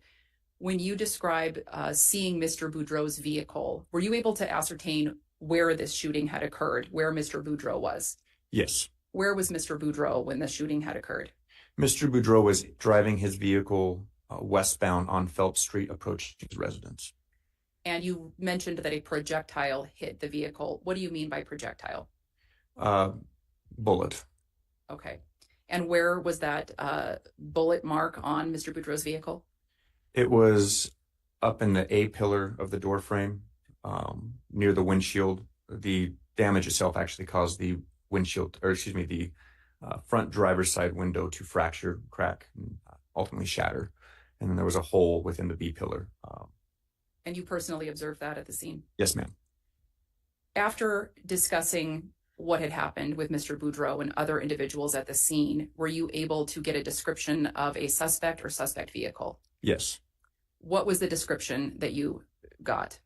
From Mr. Boudreau and witnesses, it was a darker color or gray colored Jeep that was parked facing westbound and eastbound lanes in front of Mr. Boudreau's residence, or near the front of his residence. This Jeep was a Jeep described as a Jeep Wrangler, and specifically it did not have a wheel affixed to the back of the vehicle, which is standard for Jeep Wranglers to have a spare tire affixed to the back of the vehicle. Did you learn anything about the license plate of that Jeep? Yes. Additionally, with the color and description of the physicals of it, it was described by Mr. Boudreau that it was a Texas license plate that was affixed to the back of this vehicle. Based on your discussions with Mr. Boudreau and other individuals at the scene and the description of the suspected Jeep, were you able to take that investigation in any specific direction? Yes. And what was that? From interviews and the vehicle description, I reached out to the Chandler Police Department detectives because it was learned that a homicide happened in their jurisdiction in July of 2019. I'm sorry. I apologize. Could you briefly tell the jury where Chandler is in reference to Gilbert? Yes. Chandler, Arizona is adjacent to Gilbert, Arizona. We refer to it as a sister city. So it's right next to Gilbert, within Maricopa County. And you described learning about a homicide that had occurred in Chandler. What was the significance of that homicide to your investigation? So upon learning about the Chandler homicide, it was learned that family members of Brandon's wife at the time, Melanie Boudreau, were present at that Chandler homicide scene, as well as a couple vehicles. And when you say Brandon's wife, Melanie, do you know what the status of his relationship with Melanie was at the time? His relationship with Melanie Boudreau at the time is marriage. They were married. They were in the process of a divorce that was near finalization. Was there anything you learned about that homicide investigation, or that death that occurred in Chandler that was applicable to this case, or the vehicle specifically that was at the scene? Yes, the Chandler investigation learned that the decedent was a gentleman by the name of Charles Vallow, who was married to Melanie Boudreau's aunt, Lori Vallow Daybell. Present at that scene as well was Lori's brother, Alexander Cox. It was learned that a vehicle at the Chandler crime scene was a dark colored gray Jeep with a Texas license plate that was registered to the decedent, Charles Vallow. At that time, were you able to develop a person of interest with regard to that Jeep? Yes. Based on the information that you had as the lead detective, who was that person of interest? Person of interest was Alexander Cox. What further steps did you take in that investigation with regard to the Jeep? From the Jeep information and the license plate that we've confirmed, we reviewed LPR hits. LPR is an acronym for license plate reader. And we were able to track the movements of that Texas license plate on that Jeep with photographs to confirm it was still on the Jeep, moving from the state of Arizona to the state of Idaho. And did you determine what dates that had occurred? Yes. What were those dates? Those dates were just prior to and after the shooting in Gilbert, Arizona. Were you able to determine where in Idaho the Jeep had traveled from? Yes. Where was that? It traveled to and from the area of Rexburg, Idaho. And were you able to determine whether or not Alex Cox had a connection to Rexburg? Yes, it was soon learned that he was residing in Rexburg, Idaho. Okay. At some time, did you begin coordinating with law enforcement agencies in the Rexburg area? Yes, once it was learned the Jeep was located in the area, we reached out to Rexburg Police Department and Fremont County Sheriff's Office. Fremont County Sheriff's Office, sorry. At some point in time, did yourself or any of the law enforcement agencies you were working with obtain a search warrant on that Jeep? Yes. When was that? The Rexburg Police Department was able to locate and confirm the Jeep was at an apartment complex in their area, and they executed a search warrant in mid-November, November 18th. Were you present when that search warrant was executed? Yes. Can you briefly describe what took place during the execution of that search warrant? Myself and a crime scene specialist flew up from Arizona directly to Rexburg. We went to Rexburg's property evidence building where the Jeep was secured. I stood by with my crime scene specialist as she processed the vehicle. Processing included taking exterior photographs, opening the vehicle, taking interior photographs, and then she collected physical evidence to include DNA swabs in areas that would have the most contact by the operator, some physical items from within the Jeep, and then collected from the back of the vehicle GSR, which is an acronym for gunshot residue evidence, because we believe this vehicle to be our suspect vehicle and the shooting occurred from outside the back window. And what did you do with those samples that you retrieved from the vehicle? These samples were packaged individually from each location where it was collected, and then it was ultimately impounded for evidence and then forwarded to the respective crime labs within Arizona for processing. And did you have any more, did you do anything else with regard to the Jeep at that time? No, once the Jeep was processed per the search warrant, it was turned over back to the Rexburg Police Department where it remained in custody. At some point in time, did your investigation into the attempted shooting of Brandon Boudreaux shift? Yes. Why was that?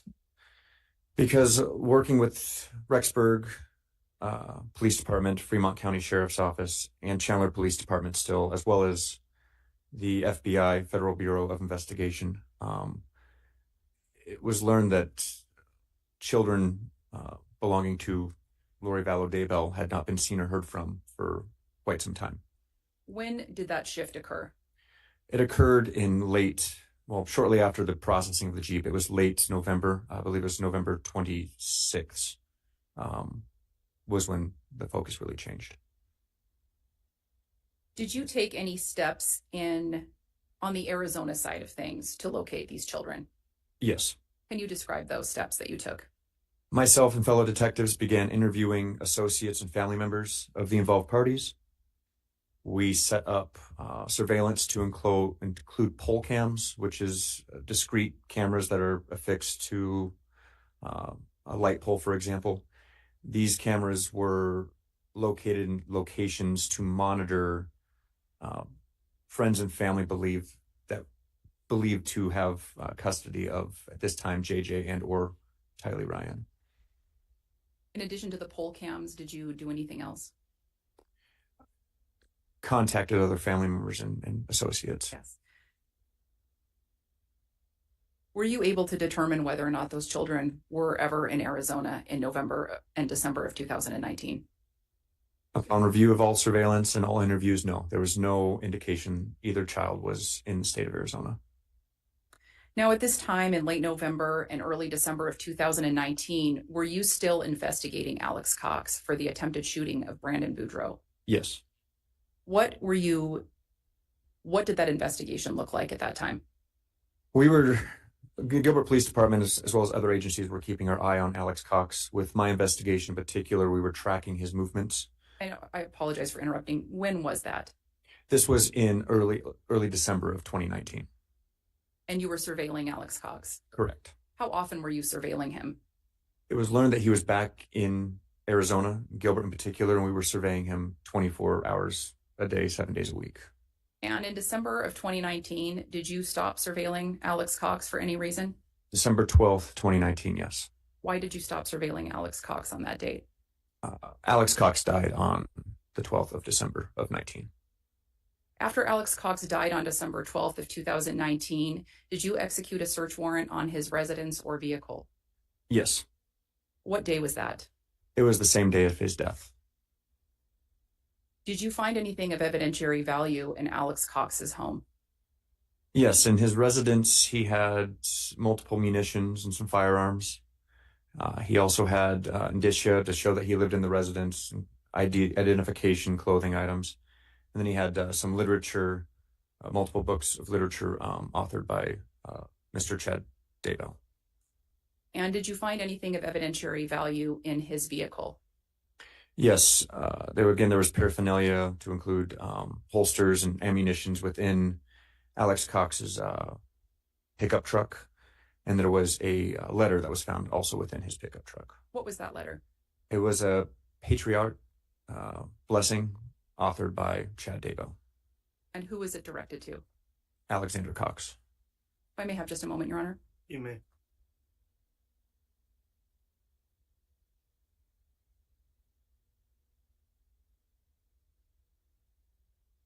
And Your Honor, I have no further questions for this witness. All right. Before cross, just a quick sidebar with counsel, if I may.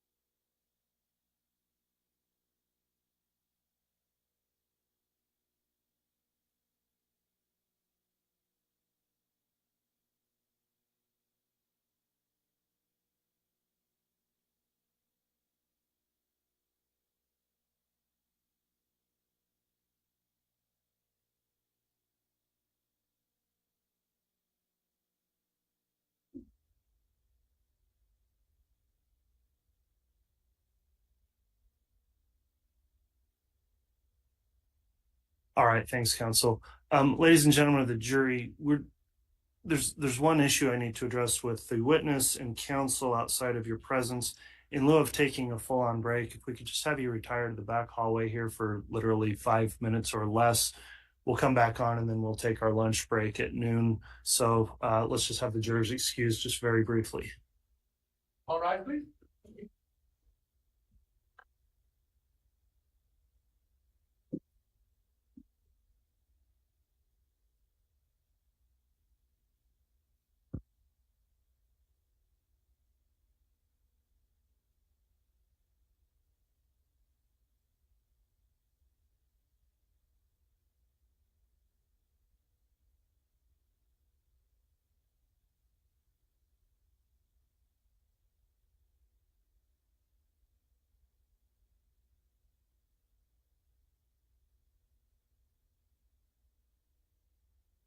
All right, thank you. Please be seated.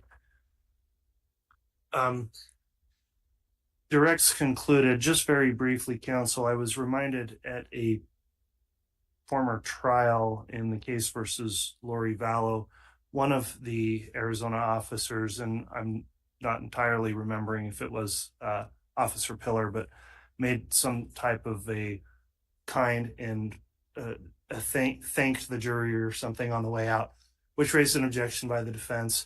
And I thought it was perhaps at least had the appearance of impropriety. So I just wanted to inquire and make sure that no passing comments were made at the conclusion of the witness's testimony to that effect, because we're just trying to keep the jurors as impartial as possible.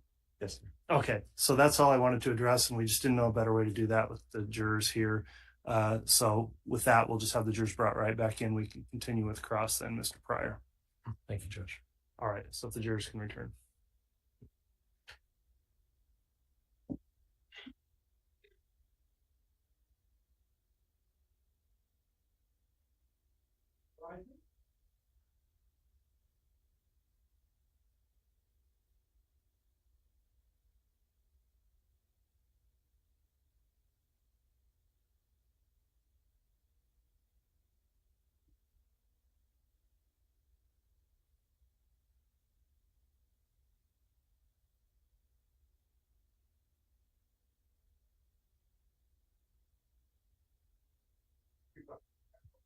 All right, thank you. Please be seated. All right, Mr. Pryor, you can commence with cross-examination if you'd like. Good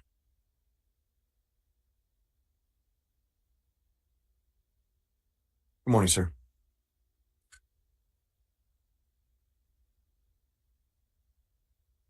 You spoke about having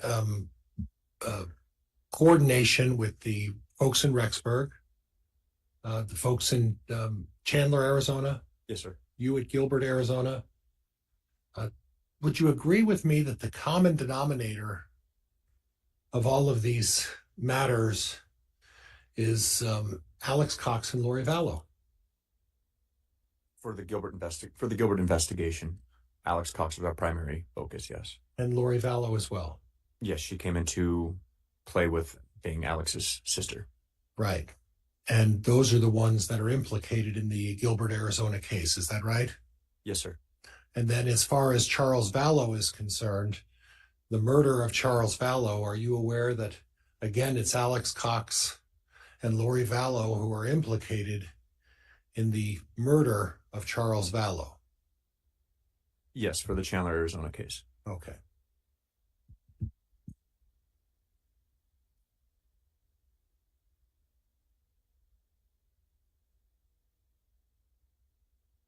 And the evidence that you found in the Jeep were 2 of Chad's books. No books of Chad's were found in the Jeep. No. That's it, right?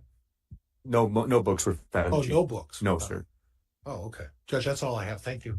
All right, any redirect? No, thank you, Your Honor. All right, is this witness going to be recalled by the state or the defense? Not by the state, Your Honor. No, Judge. Thank you. Okay, you're released from any subpoena. Thank you for appearing and testifying today, Officer Pilar.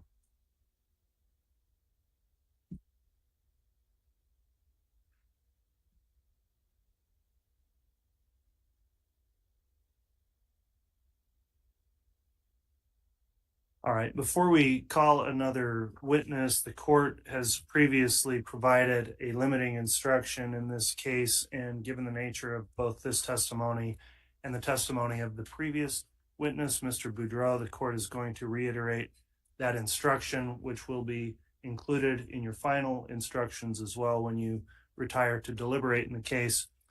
Ladies and gentlemen, during the course of this trial, evidence will be introduced for the purpose of showing that the defendant or an alleged co-conspirator may have committed acts other than those for which the defendant is on trial. Such evidence, if believed, is not to be considered by you to prove the defendant's character or that the defendant has a disposition to commit crimes.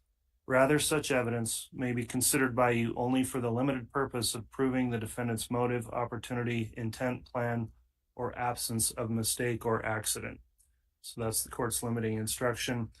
With that, then, is the state ready to call another witness before the lunch recess? We are, Your Honor. All right, you can call your next witness. Your Honor, at this time, the state would call Deputy Coulter Canon. All right.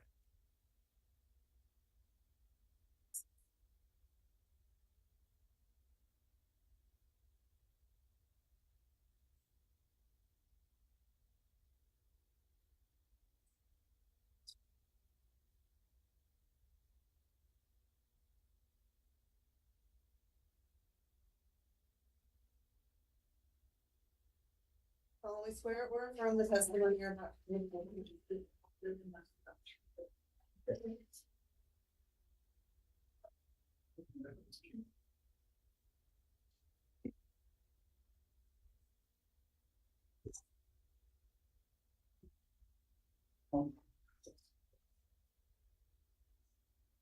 All right, now that the officer's been sworn, I'll just inquire on the court's exclusionary order.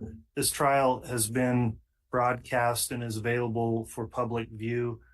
Deputy Canon, have you reviewed or listened to or observed any of the trial testimony in this case since it began? No, I have not. Okay, and have you discussed with any other witnesses their testimony in the trial? No, I have not. All right, thank you for that acknowledgement. Mr. Wixom, you can inquire on direct. Thank you, Your Honor. Good morning, Deputy Canon. Morning. Could you please state and spell your full name for the record? It's Coulter Canon, Colter. Canon is Cannon. And where do you work? I work for Fremont County Sheriff's Office. What do you do for the Sheriff's Office? Right now I am a school resource officer, but I'm also a patrol deputy. How long have you worked for the Sheriff's Office? Approximately 10 years. If you were to explain to the jury how many years as patrol officer exclusively and how many years also as a resource officer? I've spent about 4.5 years as a patrol deputy and then 5 years in the schools. And then in the summertime, I go out to patrol. So. And briefly for the jury's sake, what does a resource officer at a school do? Mainly just handles any calls inside the schools that he patrols in, making the schools safe and secured, and making sure nobody's there that shouldn't be there. And what training and experience do you have as a law enforcement officer? I graduated post academy, so I received my basic certificate. I've also advanced up into my intermediate certificate, and then I've taken numerous trainings throughout my years of service on different trainings throughout the years, and continue that training each year. Can you explain to the jury, what does it mean to have an intermediate certificate? It just means that I've had so many years of service, and then had so many training hours that I've been able to advance up into the certificates. I want to call your attention back to October 9th of 2019. Do you recall if that's a day that you were doing patrol duty? Yes, sir. Do you recall whether or not you responded to a call involving a Tammy Daybell? Yes, I did. And based upon your recollection, what was the nature of that call? It was put out as a suspicious call, suspicious circumstance. Can you describe what you were told or what you understood that suspicious circumstance was? Yeah, so that day I got a call of a gentleman that was at a residence that had pointed a paintball gun or a gun at a female in her driveway.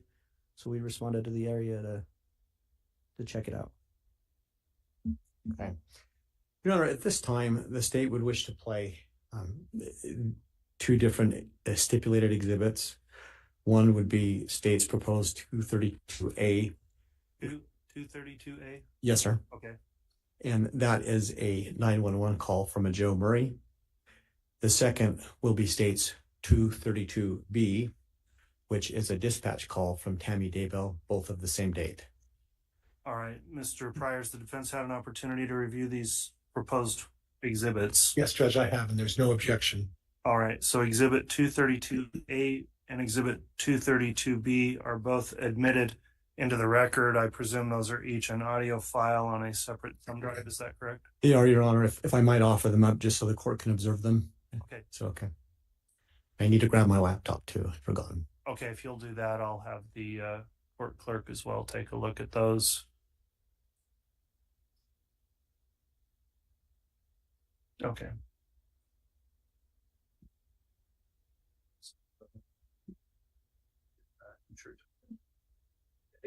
You want these returned to be published, Mr. Wixom? If I may, Your Honor. All right, I'll have the bailiff return them. Thank you.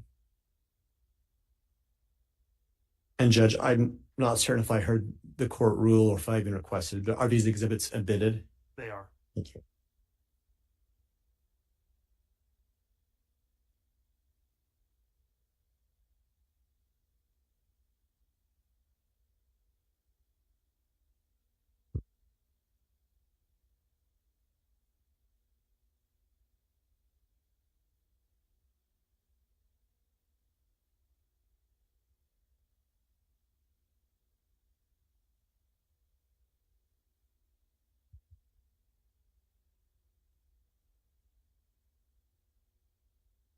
And for the record, the first exhibit that I will be playing is State's Exhibit 232A.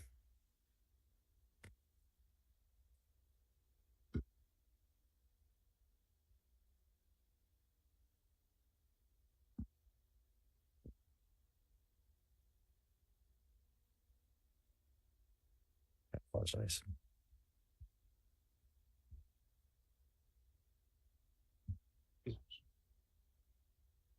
Okay. Yeah, we'll activate the podium microphone. Thank you. All right, if you'd like to start it, Mr. Wixom, we should be able to. Thank you.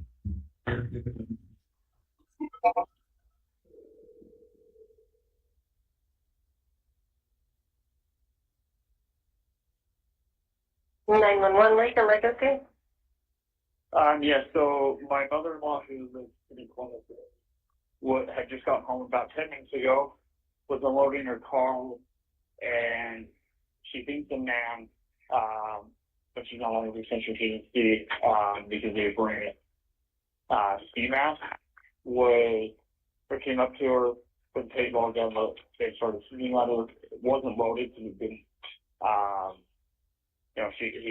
nobody came out of it.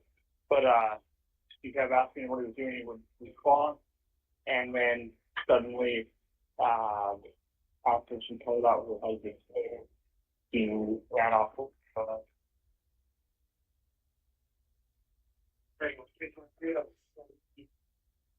Okay, what's the address?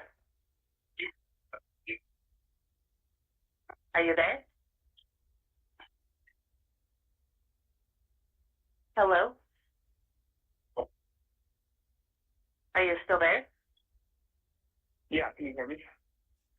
Okay, now I can hear you. What's the address?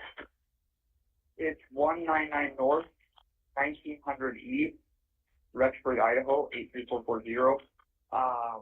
That's my address. She lives in corner. I don't know what her address is. Okay, I need her address. What's her location? I think it's 201, I think is her address. 201 North 1900 East? North, yeah. Does she know which direction he ended up running? He headed east, back behind their house. Okay, and did she give you a description of the clothing? I didn't get one from her. I didn't know that.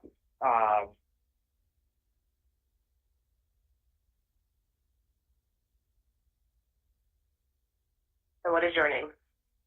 My name is Joseph Murray.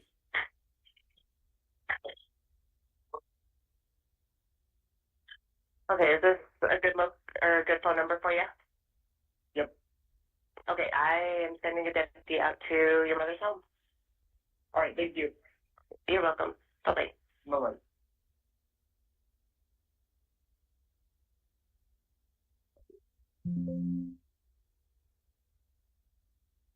And for the record, Your Honor, I would next play 232B, the dispatch call from Tammy Daybell. Very well.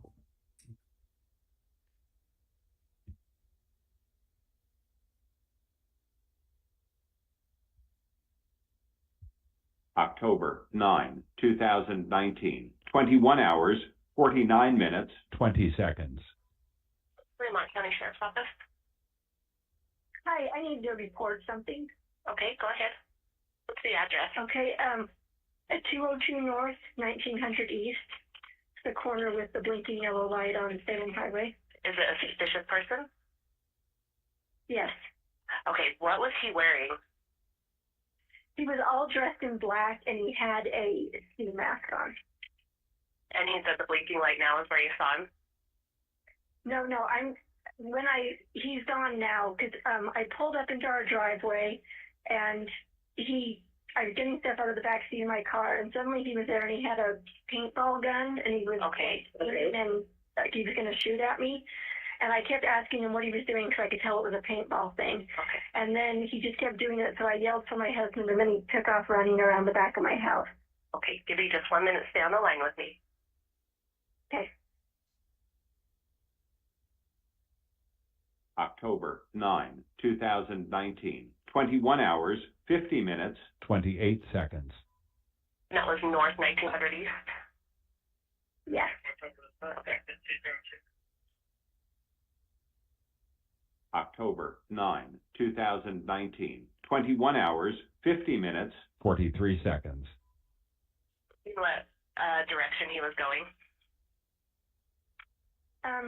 He went behind my house and it's so dark out here and I just went in the house and got my husband and son and then they went out and looked and he was long gone by then. Okay. So he was on the north side of my house is where he went to get away. Okay. He didn't say anything or he just kept like he was holding the gun like he was, had a rifle and just shooting at me. So, but nothing came out of the gun either, so I don't think it was loaded. Okay, and what is your name? My name is Tammy Daybell. Okay, I will pass your information on to my deputies. We actually just had a previous call about this individual, so they're out in the area looking now. Okay, yeah, I think it was my son-in-law who lived diagonal from us that called you guys already. Oh, so okay. I just wanted to make sure it got reported. So. Let's see. And what's your son-in-law's name? Joseph Murray. Okay, yep, it was him. Okay. So, all right, I have a deputy that will be out at your home here shortly. Okay, thank you. Yep. Deputy Canon, do you recognize the information relayed in those two calls as essentially the same information that you were asked to respond to? Yes, it was.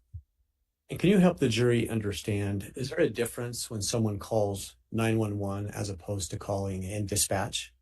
Just a different phone number, I believe. I'm not 100% familiar with that. 911 is our emergency line, and then there's a non-emergency line that goes there as well.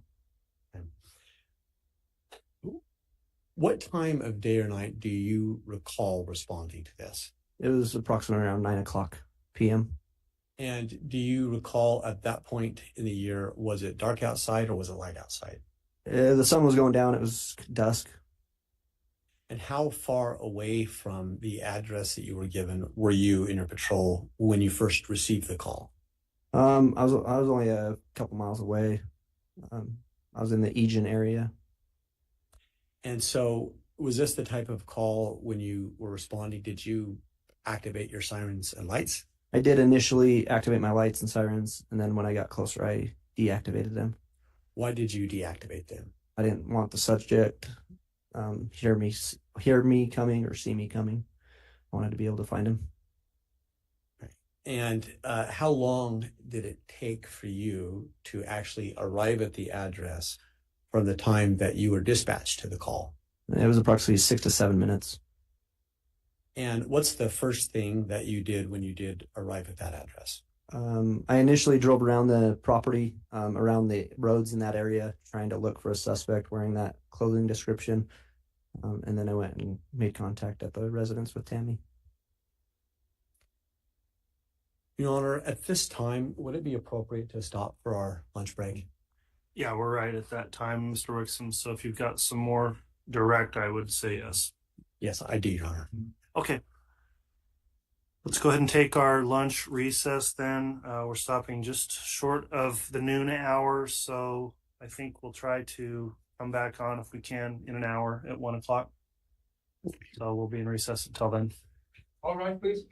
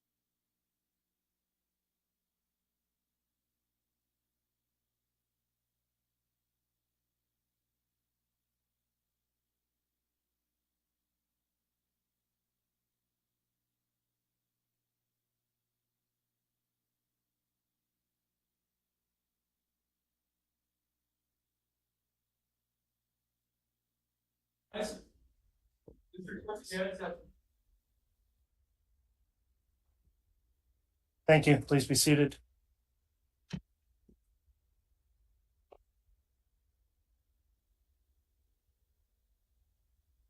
We could have the jurors brought in, please. Sure.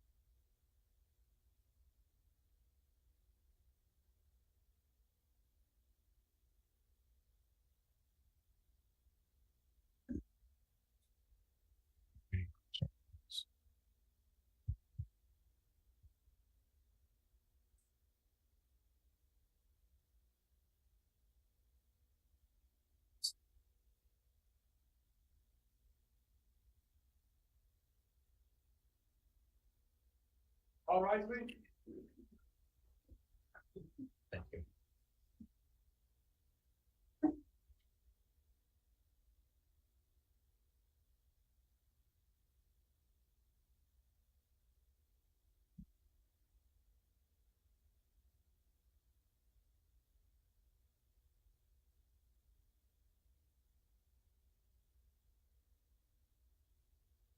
Please offer the counsel, Your Honor.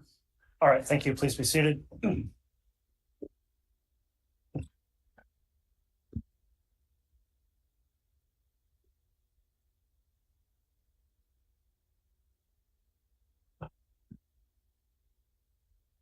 We are back on the record on KCR 22-21-1623, State of Idaho versus Chad Daybell. Concluded our lunch recess. Court notes the presence of the prosecution as well as the defendant and counsel for the defendant. In addition, the jurors have all returned and are properly seated. Deputy Canon is on the stand and has previously been sworn. And I will note that based on a request from counsel to end slightly early today, the court's intention would be to take evidence going forward from now until 3:00 and forego the normal afternoon recess in order to stop a little early but not be interrupted by the recess. So hopefully, if the jurors are able to make it through that time, we'll go ahead and recess today at 3:00 without a mid-afternoon break. However, if for whatever reason you do need a break, just please advise the bailiffs or the court and we'll do that. So with that in mind, Mr. Wixom, I believe you were conducting direct still of this witness and you can continue. Thank you, Your Honor.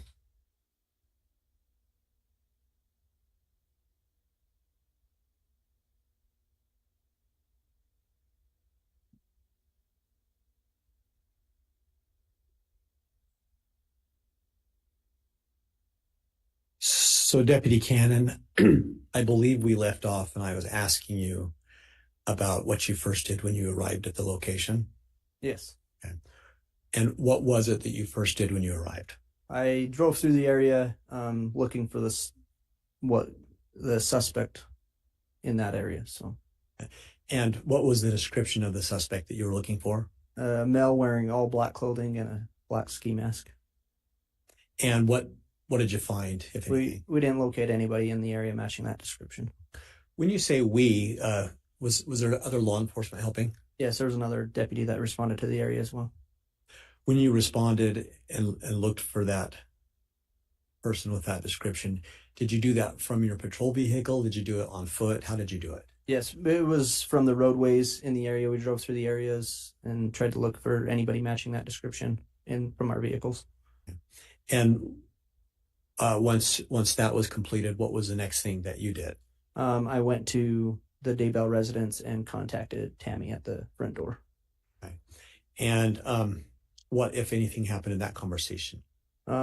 Yeah, so I contacted Tammy by knocking on the front door. She answered the door. I just kind of tried to get her information, what happened.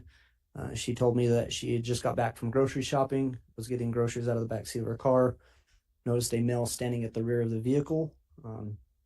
She confronted him and asked him what he wanted. He didn't say anything. He just held up the gun, and she heard two pops and then yelled for her husband, Chad, and that he eventually came outside. Okay. While you were talking to Tammy, did you have any contact with Chad? I didn't have contact. I didn't talk to him. He was there present when we were having that conversation, though.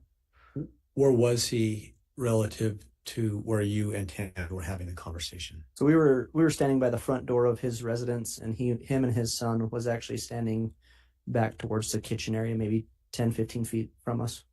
Any question from your perspective that he would have been hearing the conversation you were having? Absolutely, he would have heard it. And when you were there talking to Tammy, were you wearing a uniform with a gun and a badge? Yes, I was. Did anything at any time during your interaction with Tammy, did Chad attempt to talk to you in any way? No. Anything about that unusual to you?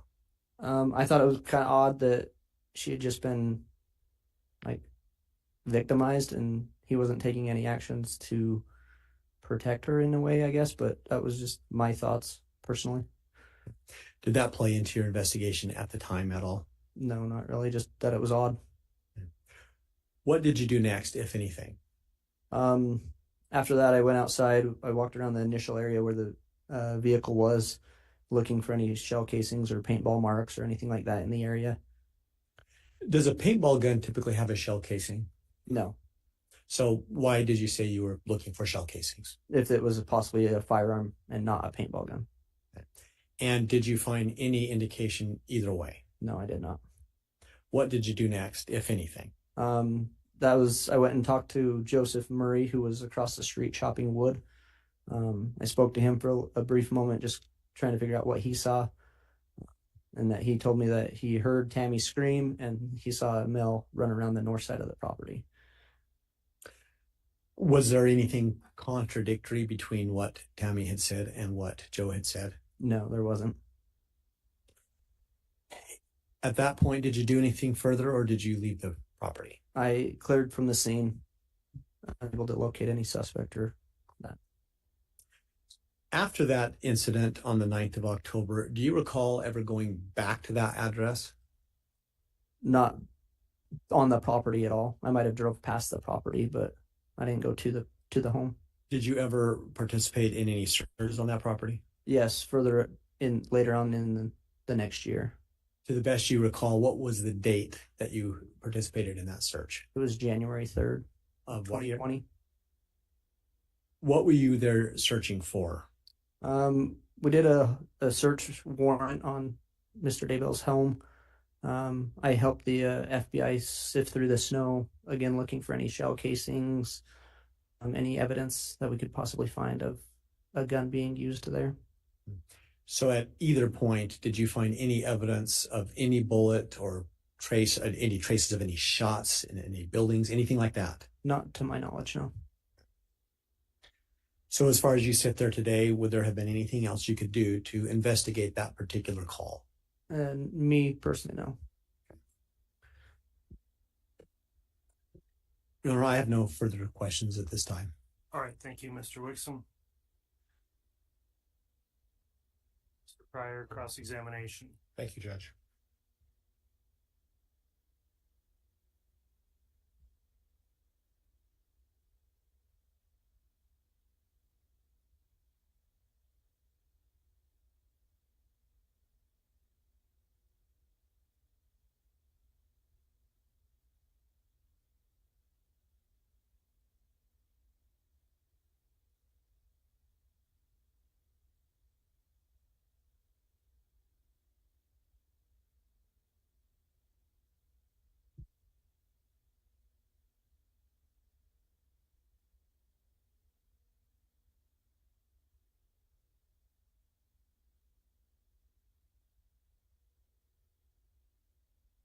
Officer Coulter, you made an initial report in regards to this case. Is that right? Yes, I did. Okay, and the initial report was relatively brief. Yes. You recall that? Yes, I do. And then you made a subsequent report afterwards. Do you recall that as well? Yes. What's the time frame between the initial report and the subsequent report? I don't recall exactly the time difference between them. Okay. I didn't look at that. Was it a week?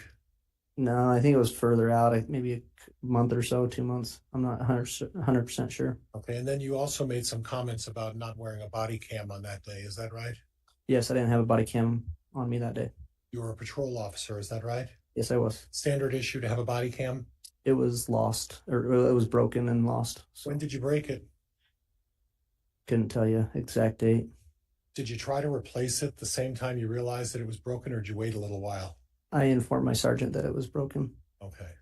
And then you went on a call and you didn't have any body cam to actually accurately reflect what was transpiring that day, correct? No, I didn't have body cam. Okay. And Judge, could we utilize the HDMI? You gonna publish something, Mr. Pryor? I want to show the officer a copy of his report, if at all possible. Okay, are you gonna do that by giving him a copy or publishing it? I'd like to publish it and have him look at it while I speak to him about it, if that's acceptable to the court. From the defense, any objection to doing that?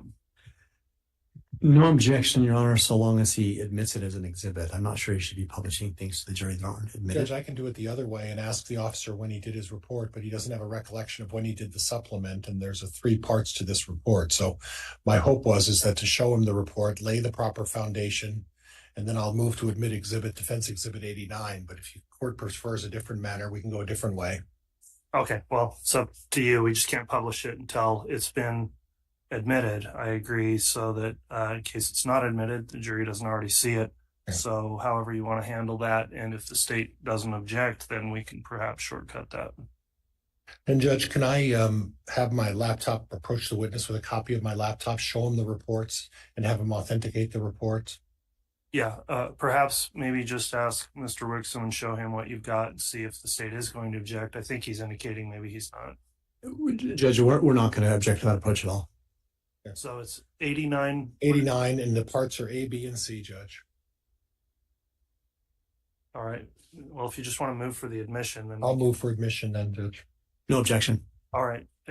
Defense exhibits 89 A, B, and C Yes, are Judge. admitted. And what are are they 3 separate reports, or what are the exhibits? If you just describe them for the record. Judge, A would be the initial report, which is about a paragraph. B would be approximately a 2-paragraph report that was done, I believe, a couple months later. And C would be just the initial incident report by Officer Coulter, the face page of the incident report. Okay, and we'll just need to be able to make sure to get those submitted into the record for evidence, but you may go ahead with those now admitted and publish, and we'll make sure the court receives copies so they can be given to the jurors for deliberation. And Judge, whenever the clerk is ready to bring that up. Yes, it can be published. Okay.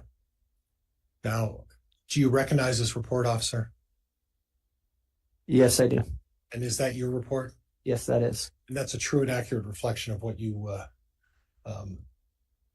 prepared close in time to when the incident occurred. Is that right? Yes. Okay. So if you would do me a favor and read the very first sentence. I was dispatched to a suspicious call of a male holding a paintball gun at a lady on 1900 East and 200 North. Now, 1900 East and 200 North is Chad Daybell's property. Is that right? Well, that's the intersection. The intersection. Yeah. And Mr. Daybell's property is on the corner of which would be the northwest corner. Does that sound right? Northeast. Northeast corner. I'm sorry, I got my east and west backwards. Okay. Now, when you first testified for the prosecution, your comment was in regards to a paintball or gun incident. And you made a point of adding the word gun after paintball. Well, it's a paintball gun. So you knew she reported different things of possibly being at a gun or a paintball. When did she report that? In her 911 calls. Okay. Could we have a copy of exhibit regarding the 911 call, please? Which one? There were two. Well, Judge, I think what I'm going to do is play actually both of them. All right, those are exhibits 232A and 232B. And Judge, I'm going to get through this before we start the 911 call. Just right there is fine. Thank you, officer. So your recollection of the 911 call is that Miss Daybell said something about a gun as well? Yeah, she just said gun as well in that call. Okay. Okay. But the dispatcher said it's holding a paintball gun, correct? I believe so. And then it says that you attempted to locate suspect but couldn't find anyone in the area, right? Correct. You talked to her and she said she noticed a guy standing behind her and was holding a paintball gun again, right? Yes, sir. That's what your statement says, right? Yes, sir. So the dispatch was about a paintball gun. When you spoke to her, she said it was a paintball gun. And then pulled the trigger a couple of times and then ran off. And was described as 5'11", 190 pounds, right? Approximately, yes. Okay, and then you didn't locate anybody, right? Yes. Okay. Then you, a couple of months later,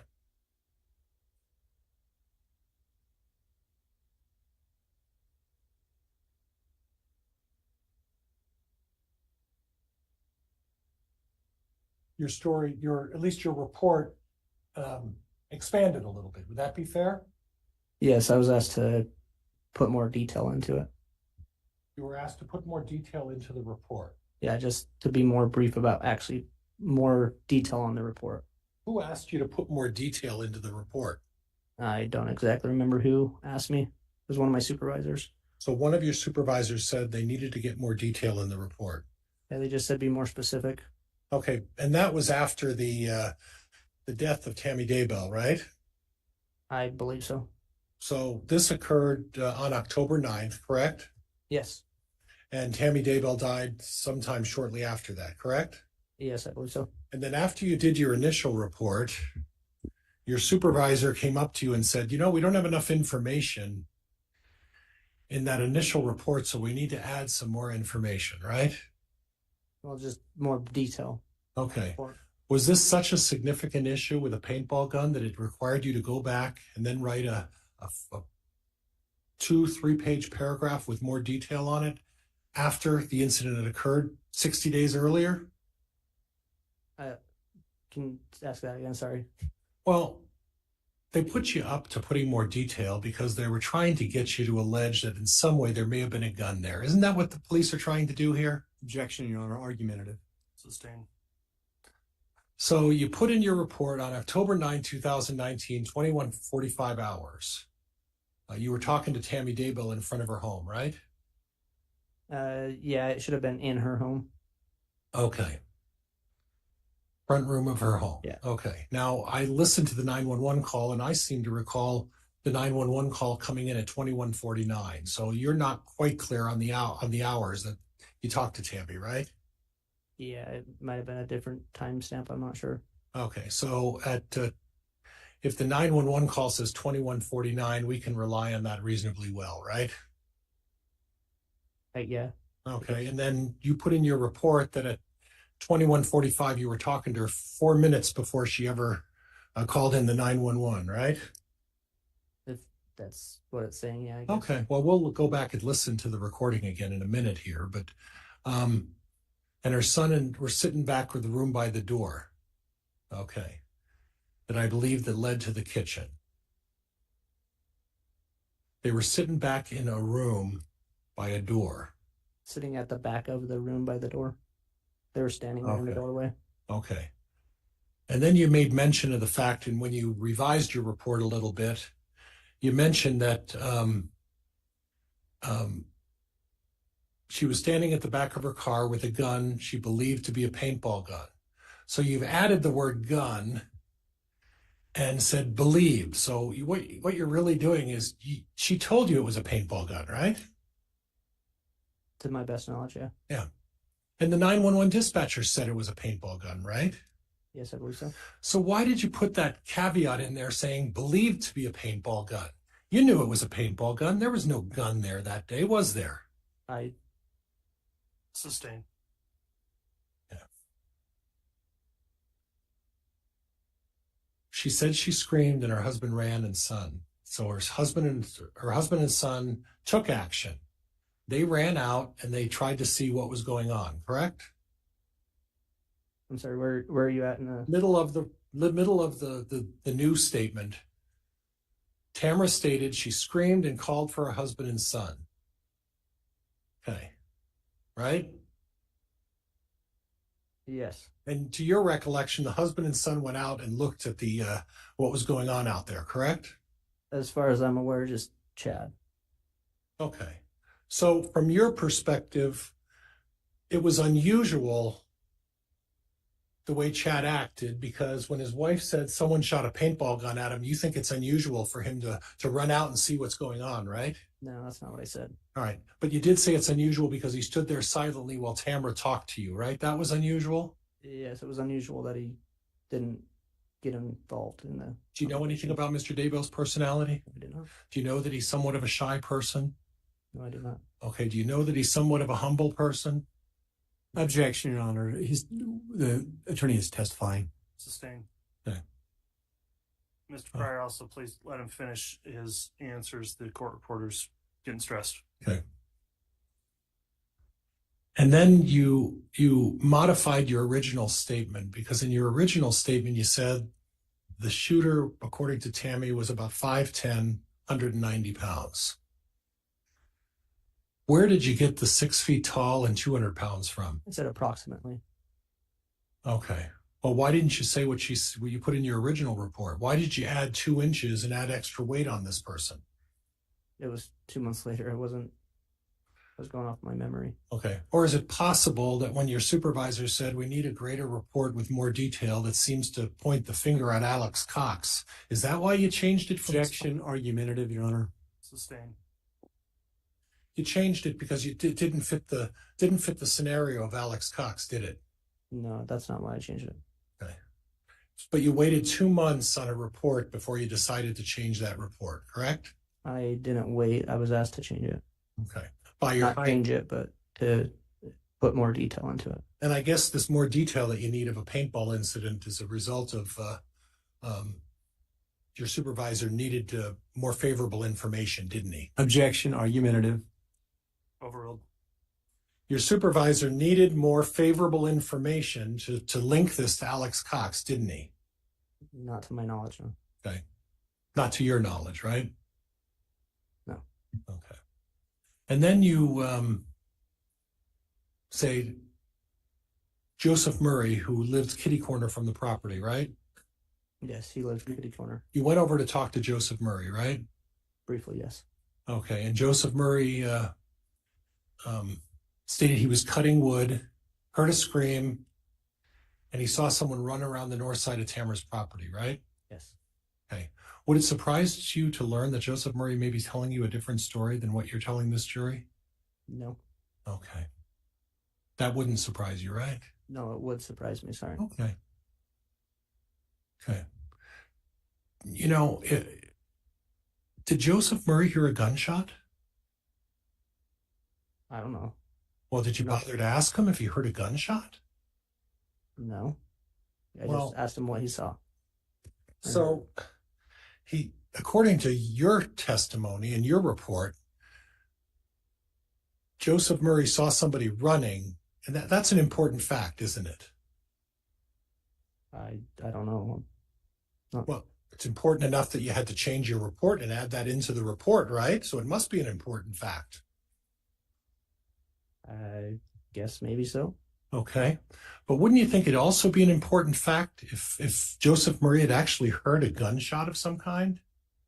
I don't think he would have heard a gunshot if it was a paintball gun. Exactly. Exactly. So this narrative that you're trying to suggest to this jury that this was a gun, you know it was a paintball gun, don't you? Objection, argumentative. Sustained. All the information that's been presented to you points that this was a paintball gun, doesn't it? No, not necessarily. Okay. No, not necessarily. Yeah. What information from the reports you gleaned at the time you investigated this suggests that this was not a paintball gun? Give me a couple of reasons why you don't think this was a paintball gun. Just from the calls and what I've heard on the testimony from Tammy's call. Okay. Okay. So from Tammy's call and from your report and the dispatcher saying it's a paintball gun, where did it say it was a rifle or an AK-47 or anything like that? I never said it was. Okay.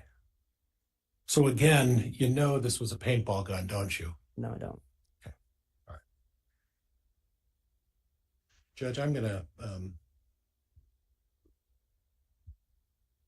replay the video if I can get it to work on my the 911 if I can get it to work.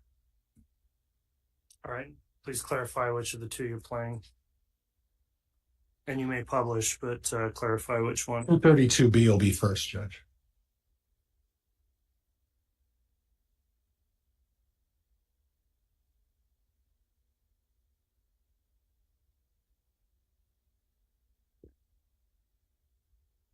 Maybe not.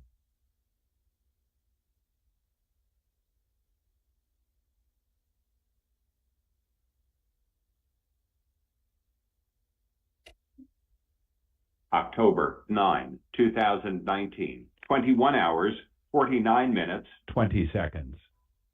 Fremont County Sheriff's Office. Hi, I need to report something. Okay, go ahead. What's the address? Okay, at 202 North, 1900 East, the corner with the blinking yellow light on Salem Highway. Is it a suspicious person? Yes. Okay, what was he wearing? He was all dressed in black and he had a ski mask on. And he said the blinking light now is where you saw him?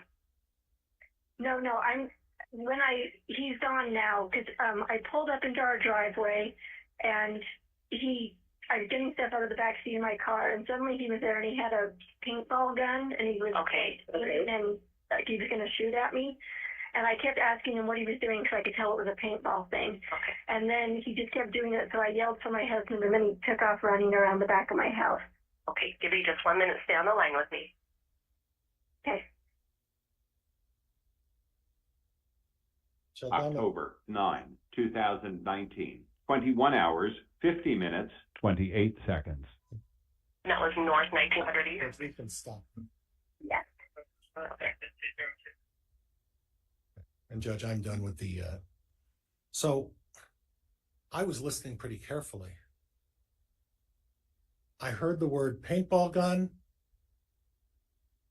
and I heard the word paintball thing.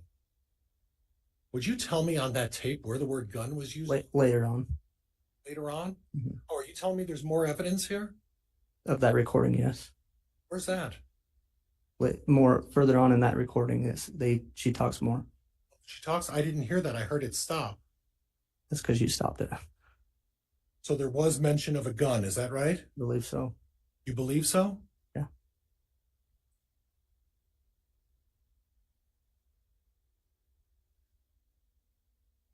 And when you first listened to this, you heard the words paintball gun, right? In her initial statements, yes. You heard the words paintball thing, right? Yes. And the dispatch said that it was a paintball gun incident, correct? That's what she put in her notes, yes. And in your initial report, you said that it was a paintball gun incident, right? Yes. And then 2 months later, after Tammy Daybell dies, and you talk to your supervisor and you don't know why he asked you to change it, you changed it, and now you're talking about possibly it being a gun, right? Objection, Your Honor. That misstates the evidence. Sustained. Well, the subsequent report then starts hinting at, well, maybe this was a gun, right? No, it's still a paintball gun. Okay. All right. Just so we're clear. Now, were you part of the other investigation that looked at some of the other possibilities of why someone on the property would be out there roaming around? Did you talk to any of the other potential suspects in this thing? No, I didn't talk to anybody but Tammy. Okay. Who was the other officer with you? Deputy Simper. Okay. Did you go down and talk to one of the neighbors about the husband of a dog kidnapper that had been causing some problems down the street, just right down the street? Not that I can recall. And what about the autistic child that was roaming the neighborhood, causing some issues within the neighborhood? Did you talk to that person as well? Not that I can recall. Okay. But you agree with me finally now that this was a paintball gun incident, right? Like I says, I don't know if it was a paintball or a gun. Okay. All right, Judge, that's all I have. Thank you.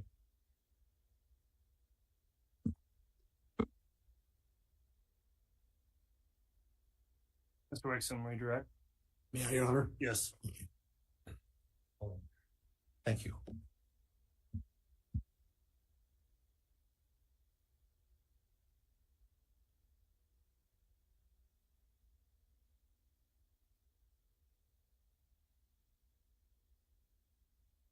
Deputy Canon, you were just asked on cross-examination a number of questions about having written this second report.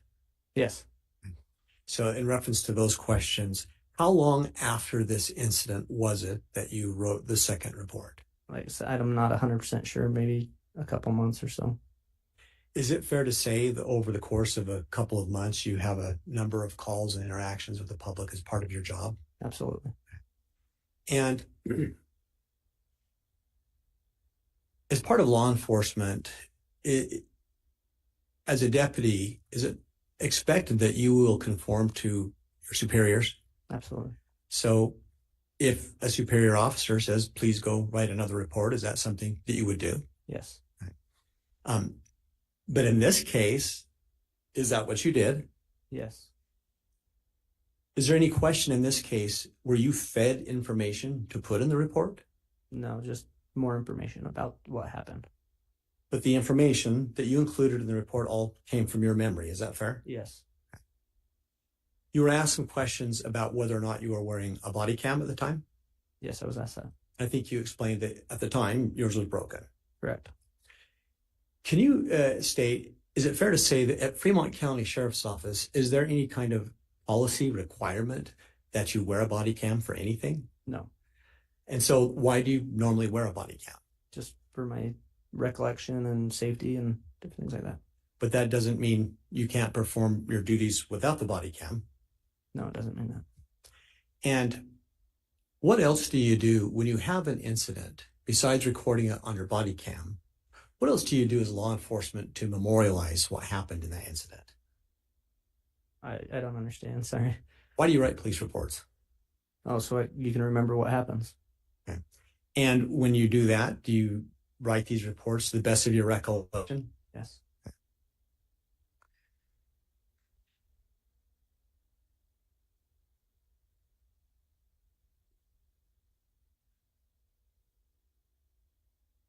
Defense counsel pointed out that in one report, in the second report, you had noted the time that you were talking to Tammy as being 21:45. Do you remember that? Yes. But yet we heard in the call that her call came in at 21:49. Yes. Can you explain that discrepancy? It was probably I was dispatched at that time at 21:45, and she had called briefly thereafter. And again, when you were when I was responding, sorry. Finish, I'm sorry. Sorry, when I was responding to the call, she probably made that phone call.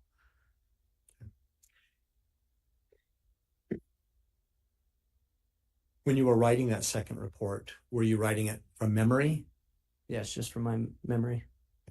Is it possible that the 4-minute difference could have just been a function of your memory? Absolutely. And to be clear, you did use the word paintball gun in your report, correct? Yes. But yet, on direct, you indicated that you were looking for shell casings. Correct. What made you look for shell casings? Judge, exceeding the scope of cross. I'll sustain that. Was there anything about the information that you received when you initially investigated that would cause you to rule out the possibility that it could have been a real gun? Sorry, say that again. Was there anything about the information that you had when you first responded that would have required you to rule out that it could have been a real gun? No, that's just, she heard 2 pops and she screamed, and so. So as you sit there today, from the information you have, can you rule out that whatever she saw was not a real gun? No, you can't.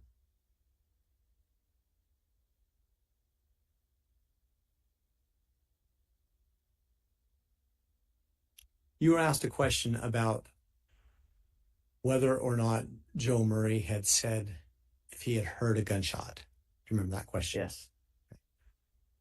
Why didn't you ask Joe if he'd heard a gunshot? I guess it just didn't cross my mind. It didn't seem important at the time. Did Joe bring up to you in the conversation that he'd heard a gunshot? No. Is that something that you might have assumed he would bring up? Possibly, or if he saw a gun or something.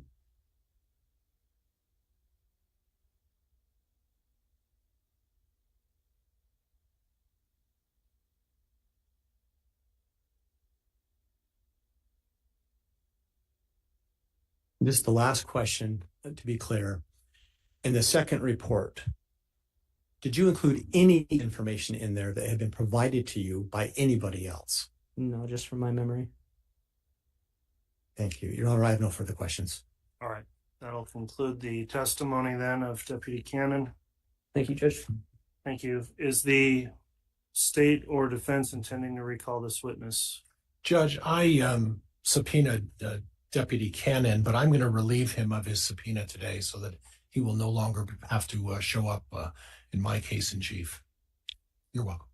Your Honor, the state is not going to recall Deputy Canon.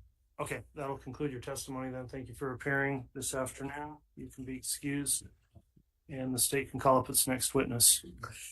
Your Honor, at this time, the state would call Officer Allie Greenhalgh.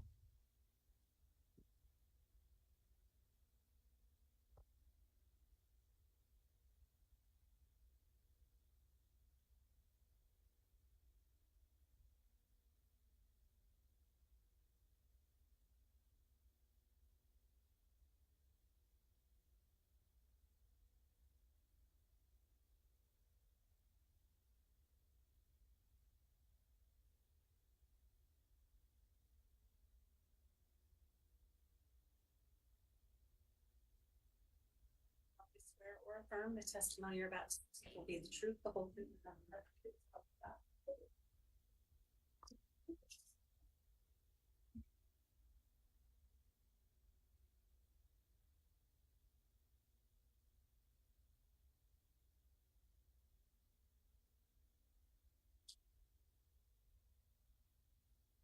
All right, now that the witness has been sworn before direct, I'm going to inquire of the witness. Officer Greenhalgh, have you listened in on or in any way observed or heard any of the testimony that's occurred in this trial thus far? No, I have not. Okay, have you discussed with anyone else their testimony they've given at trial? No, I have not.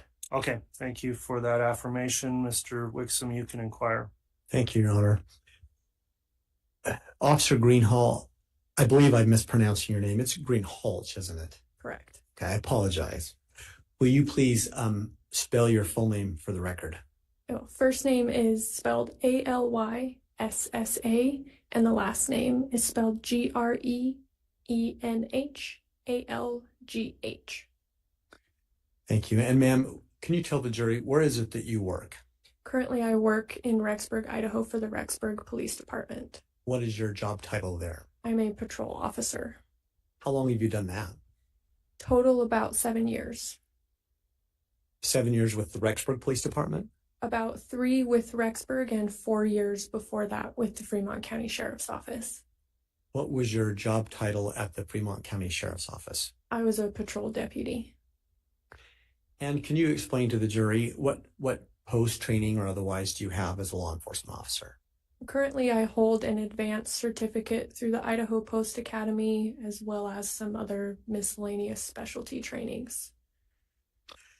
And as part of your work for Fremont County, was it one of your functions to respond to calls about unattended deaths? Yes. From your perspective as law enforcement, please tell the jury what is an unattended death and what is your function as law enforcement? An unattended death is, generally speaking, any death that occurs where the person is not under a physician's care. Typically, somebody will call when they find a family or friend or loved one that has passed. And my duty as a patrol officer or deputy initially on scene is to respond before the detectives and the coroner get there, to check for obvious signs of foul play, and then request resources as needed. And when you say foul play, can you tell the jury what types of things do you look for when you're looking for signs of foul play?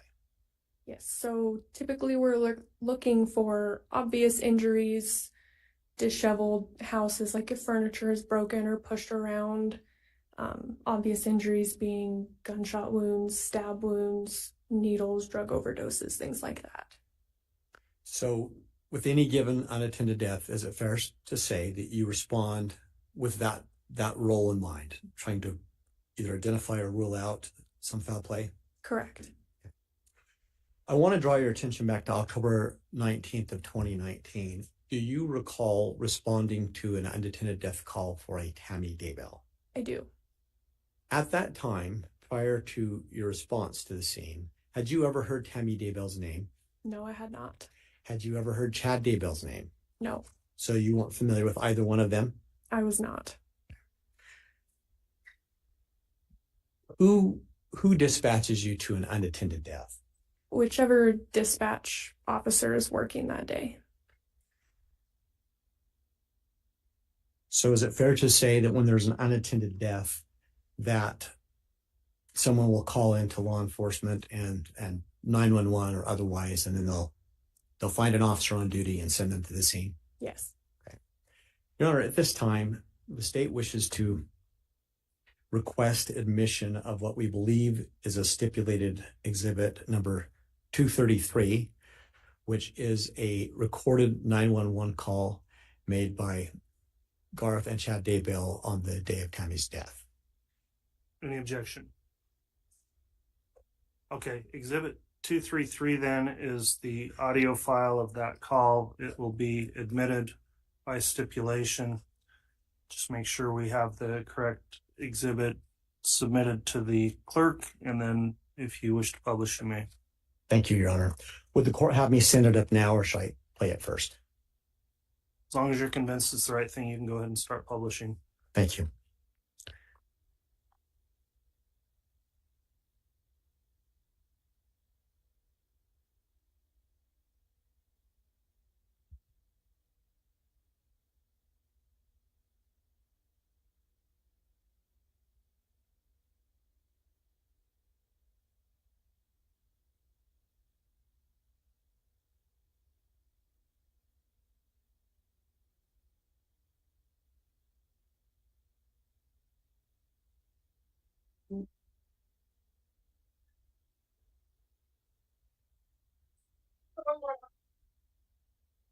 Your Honor, would it be possible for, I think I skipped a step here, us to broadcast this over the court system by plugging my HDMI?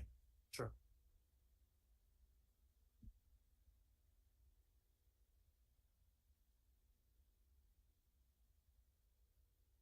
Thank you. 911, where's your emergency? We're at 202 North, 1900 East. What's going on? We just found my mom. She's on the ground frozen, or she's stiff, and I don't know. Are you in Madison County or Fremont County? I'm Chad, the husband. She's clearly dead. We don't know. Sorry. Okay. Okay. Are you in Rexburg, or because your address shows Rexburg address, but you're in Fremont County? It's a mile past. Okay. Oh, no. Okay.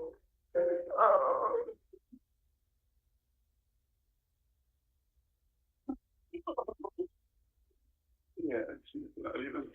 She's frozen.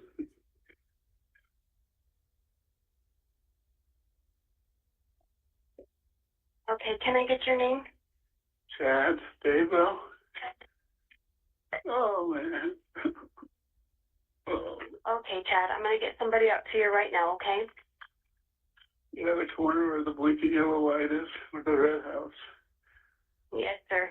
Red house on the corner. Yes. Blinking yellow light. Right. Okay. We'll get somebody out to you. Okay. I'm so sorry. Okay. If you need anything else, you call me back. Okay. Okay. Okay. Bye bye.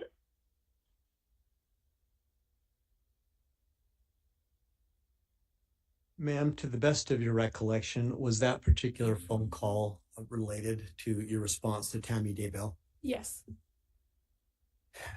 Prior to responding to this, let me withdraw that. To the best you recall, what time of day was it that you were responding? It was approximately 6 a.m. And was it light outside yet? I don't think so. Prior to your response that morning, approximately how many times had you personally been involved with responding to an unattended death? Probably 5 to 10. And when you did, in fact, arrive, what was the first thing that you observed? I observed Garth Daybell in the living room. He's the one that let me into the house. And then Chad came into the living room shortly after I arrived. And I just asked them what was going on and to show me where Tammy was. And did they do that? They did.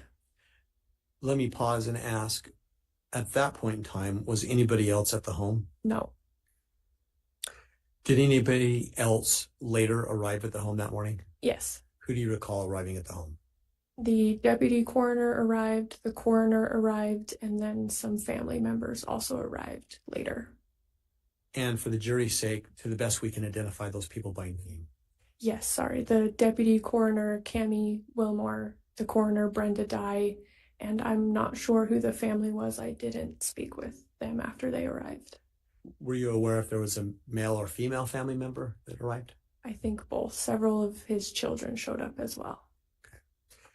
So you were explaining that you arrived and you made contact with Garth and then Chad? Correct. Just to help the jury have a picture in their mind, what was the layout of the home, the best that you can recall? The living room is the first room that you come into, and then there's a hallway to the right. There are several bedrooms and a bathroom. Directly behind the living room across the hallway was the kitchen, and then to the left was the garage. Okay. And relative to the front door, did you come in the front door? I did. Relative to that front door, where is the room that you ultimately saw Tammy's body in? To the right at the end of the hallway. When you came to the front door, where do you recall both Garth and or Chad being inside the home? In the living room. So could you explain again, what was the first conversation that you had with either one? I asked them where Tammy was and what had happened, and then they walked me back to the bedroom where her body was. At that point in time, did either one of them seem to have any emotion or anything like that going on? Yes. Both, or which one? Chad was definitely more emotional than Garth was. He was sobbing and then would gasp for air. Garth was a little bit more reserved and didn't say very much. So when you got back to the room where Tammy was, What was the first thing that you observed? I observed Tammy's body on the bed, and her feet were hanging off the corner of the bed, and the mattress was pushed off the box spring just a little bit, and she was covered up with a blanket up to about her shoulders. In that moment, did you notice anything else about Tammy's body? Not from the doorway until I moved in closer to her. Before you moved in closer, did you engage in Chad in any conversation about what had gone on? Yes, during the walk back and while I first entered the bedroom, he was kind of explaining to me the course of events that had happened that morning. What do you recall him explaining to you at that time? He had told me that about midnight, Tammy had woken up with a coughing fit, and he said she had vomited on the bedroom floor and then had moved into the bathroom down the hallway and had continued vomiting. And he said he got up to help her clean up and then put her back to bed. And then they both went back to sleep. And then at approximately 5:40 a.m., he had felt the blankets shift off of him in bed and had woken up, and he said that he had thought Tammy had fallen off the bed. So he told her to get back on the bed, and then when she didn't answer him, he stood back up, turned the lights on, and found that she was unresponsive. Did he indicate at that point whether Tammy had fallen all the way off the bed or just partly? He did. He indicated that she had fallen partially off the bed because her feet were wrapped in the blanket and the sheets. And so her feet were still up on top of the mattress, but the side of her head was on the floor. What did Chad do or say next, if anything? He said after he had turned the lights on and found her, he checked her and then called to Garth for help to come help move her back onto the bed, which Garth came over and they both moved her body back up onto the bed. So when you first, let me withdraw that. This is being explained to you as you're walking into the room where Tammy's body is? That's correct.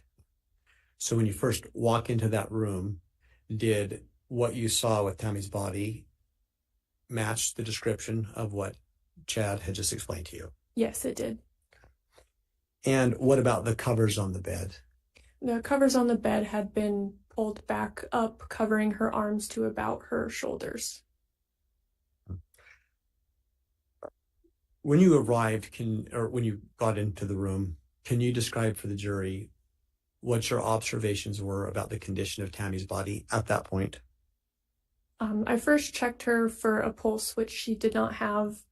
Her skin was colder than the room temperature. Her body was stiff, and I recognized that she did have some pink foam coming out of her mouth and down the side of her face, and she was deceased. And you personally had made the determination for yourself that she was deceased because of her pulse, or what was the big factor? Correct. It was a combination of her body being cold and the fact that she did not have a pulse. And at this point in time, when you're investigating an unattended death, do you gather more information from family? I do. Did you do that in this case? I did. What did you do next? I asked Chad about if she had any serious medical conditions or had been sick recently. He told me that she had been suffering from a pretty bad cold and that she didn't like to see the doctor very often, so that she hadn't been diagnosed with any serious medical conditions. He did tell me she had fallen in the driveway a few weeks prior that she had seen the doctor for, and she was going through menopause.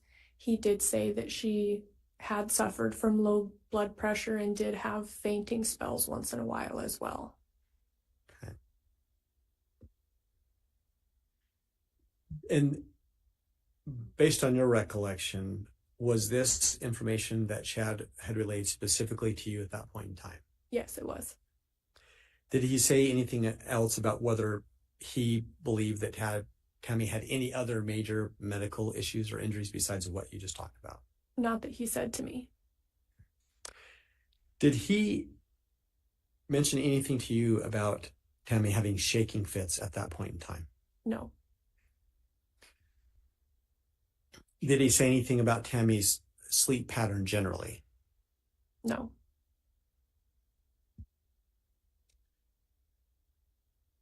At what point in time, well, I'll withdraw that.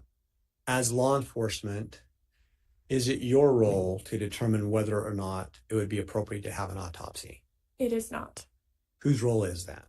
The coroner. And then as you were there on scene, did you reach out to any other superior officers to get any help with your investigation? I did. Who did you reach out to? I reached out to Detective Mattingly and Detective Kayakamanu. And why did you reach out to them?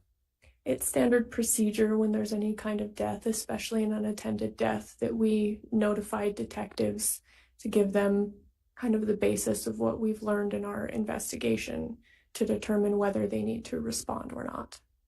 Did they give you any instructions that you can recall? Yes, they told me to take photos and then let the coroner decide whether or not to do an autopsy. And in fact, did you take photos? I did. We'll get to those photos in just a moment.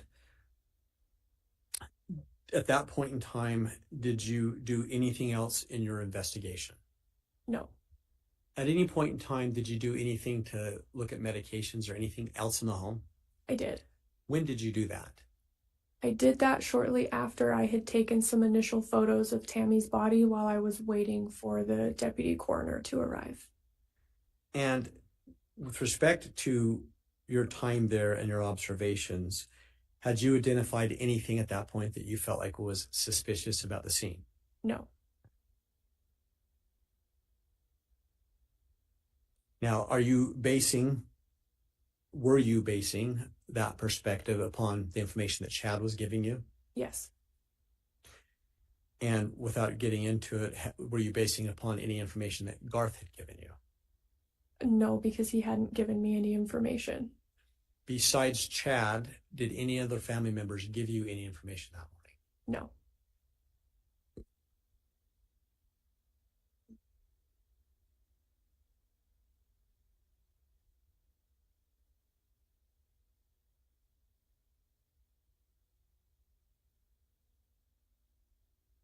When you were talking to Chad that morning, was Garth within earshot of that conversation? Yes. Did he ever voluntarily interject or contradict anything that his dad was saying? He did not. Did he try to add anything to the conversation? No.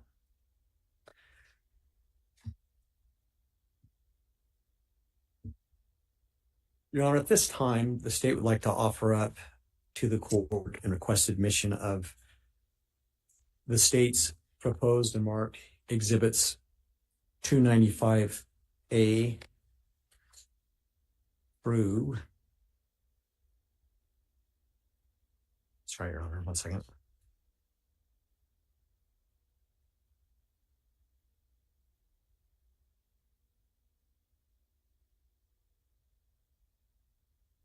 A through J.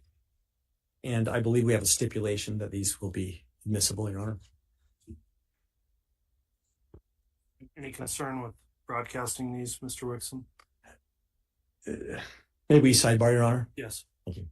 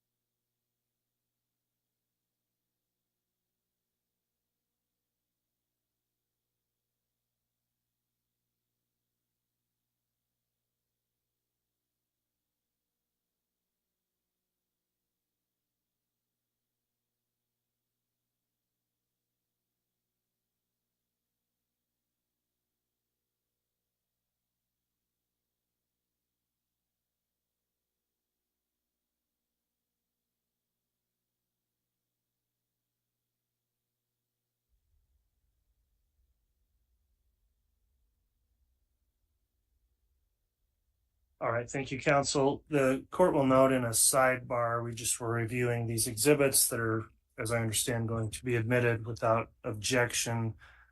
Somewhat graphic in nature, the court's determined would be inappropriate to broadcast those publicly. However, of course, they will be published to the jurors and the parties. And so we've made those arrangements for the publication of those once they're admitted. And Mr. Wixom, if you need to take a moment to get that set up, that's fine. And that's the purpose of the sidebar we just had. Thank you, Your Honor. If I could have just a moment, please.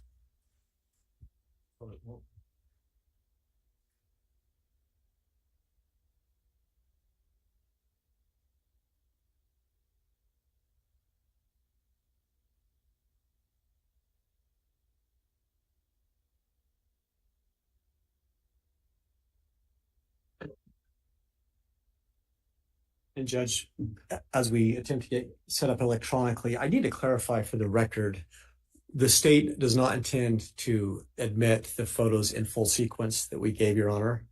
May I correct and let the court know now which exhibits we're talking about? Yeah, let's go through the admission process and then we'll go on to publication if you wish. So on the admission process, if you would set out in the record what you're being offered, and individually I'll ask defense if there's any objection. Thank you, Your Honor. All of these photos for frame of reference are death scene photos of Tammy at the time that this officer responded to the call. They're marked as states 295D, as in David, through 295L. Let's see.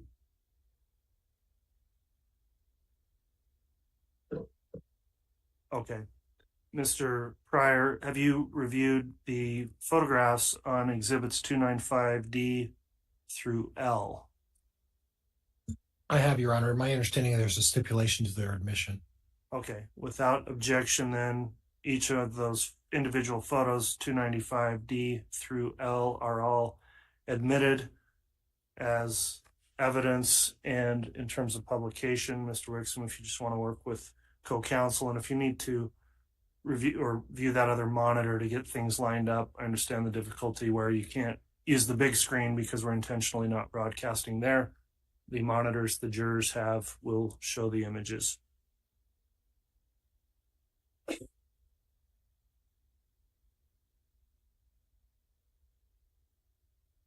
And Mr. Wixom, there's that light on the Elmo that I think helps with the shadow. If you could flip that light on.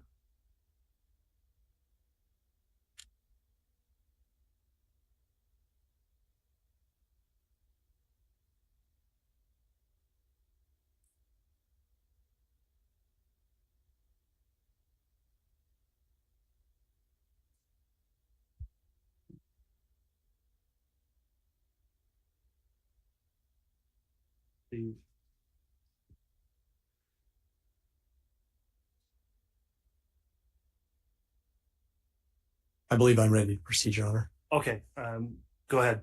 Thank you. And reference each one, of course, as it's published. Will do.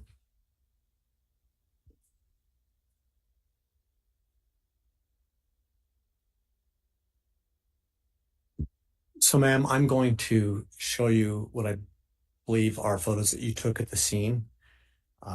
The first photo that I'm going to show you is a photo. It's 295D as in David.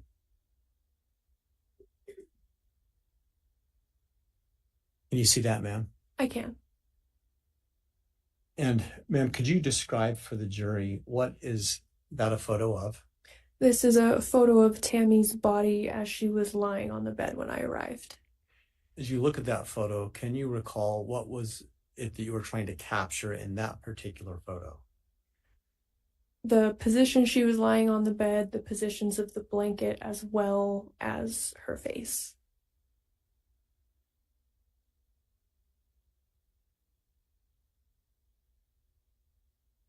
Next, I'm going to show you what's been marked as states 295E.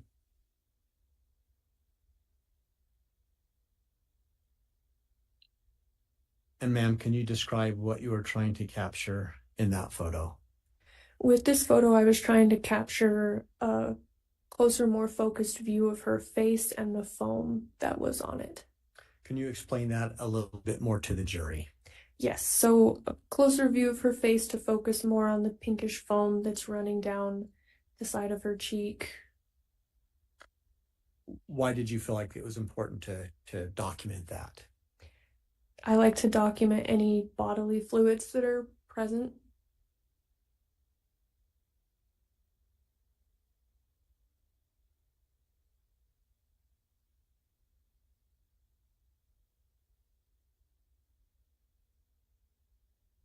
Next, I'm going states 295 F as in Frank.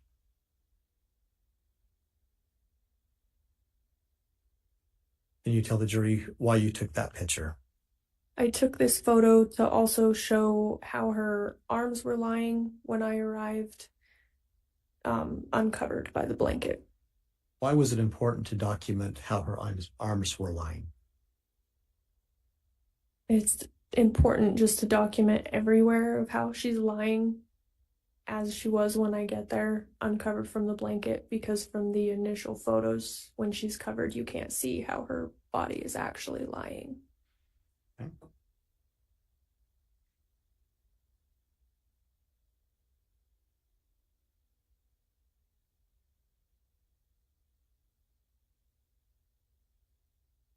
Next, I'm going to show you what's been marked as states 295G as in George.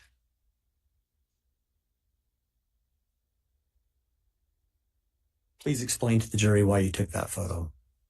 I took this photo because at this point the coroner had arrived and she was completely uncovered from the blankets, so just another full body photo to show how she was lying on the bed. Earlier, you had indicated that the mattress had been moved from the box spring. Correct.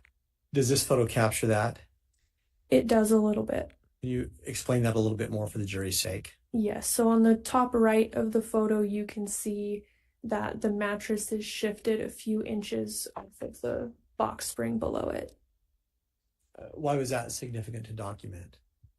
Typically, that isn't how your bed is laid out, and it was consistent with Chad stating that they had lifted her body back onto the bed, and that had shifted the mattress a little bit when they did that.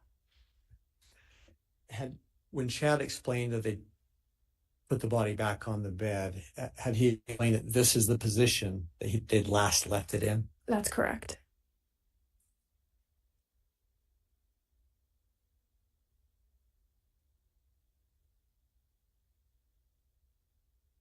Next, I'm going to show you what's been marked as states Exhibit 295H.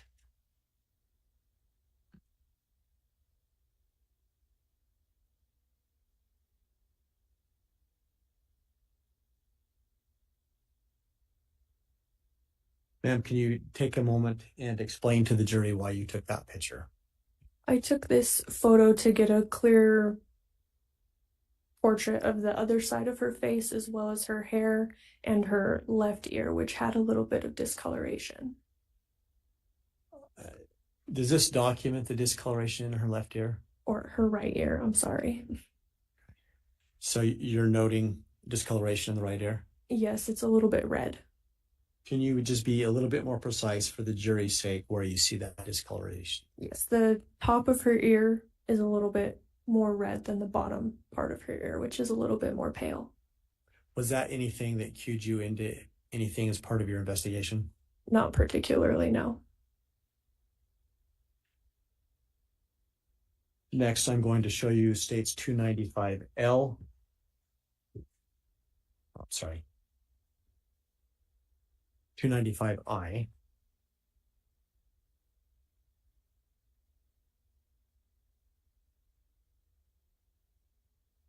And why did you take that photo?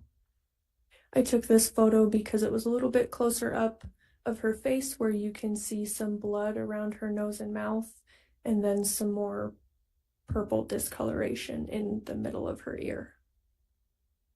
When you say blood around her nose and mouth, is that in reference to the sputum or some other source of blood? It's in reference to the sputum. Does this picture document, from your perspective, which direction you believe that sputum had been flowing from her? Yes. Can you explain to the jury what you believed it shows? It shows that it flowed down the left side of her face. And did you find that at the time to be consistent with the way that Mr. Daybell had explained that she had been positioned in the bed and fallen out of the bed? Yes.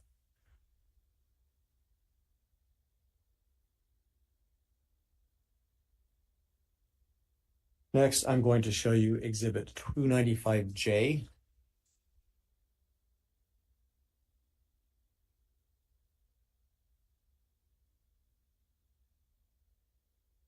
Why did you take that picture? I took this photo to show the foam and blood running down the left side of her face. Okay.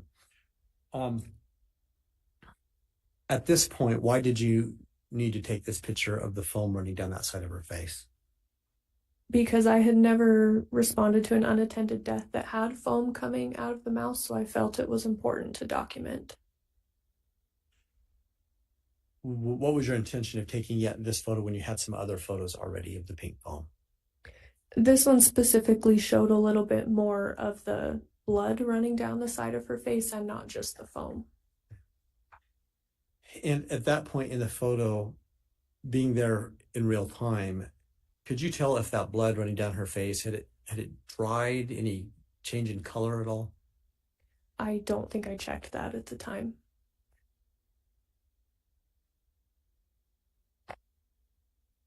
Next, I'm showing you 295K.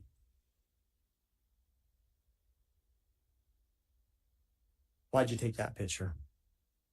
I took this photo because at this point the coroner had arrived and some of the fluid from her face had been cleared off, so I just took another photo after it had been cleared off. When you say because the coroner had arrived, did the coroner give you any instruction about other photos that you should take? No. So you did this at your own behest? I did. Lastly, I'm going to show you what's been marked as states 295L.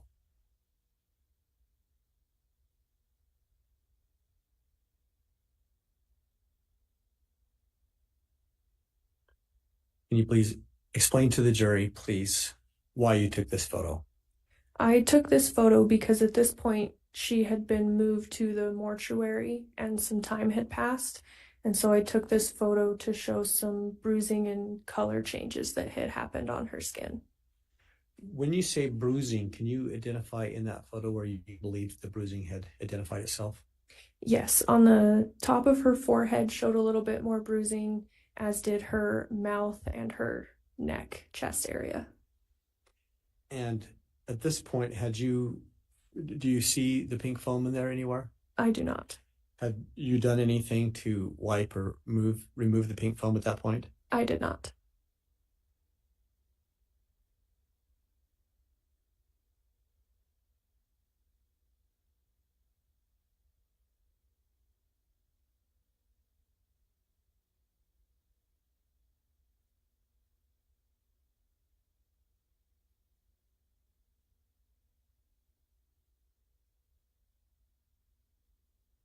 Based on your observations,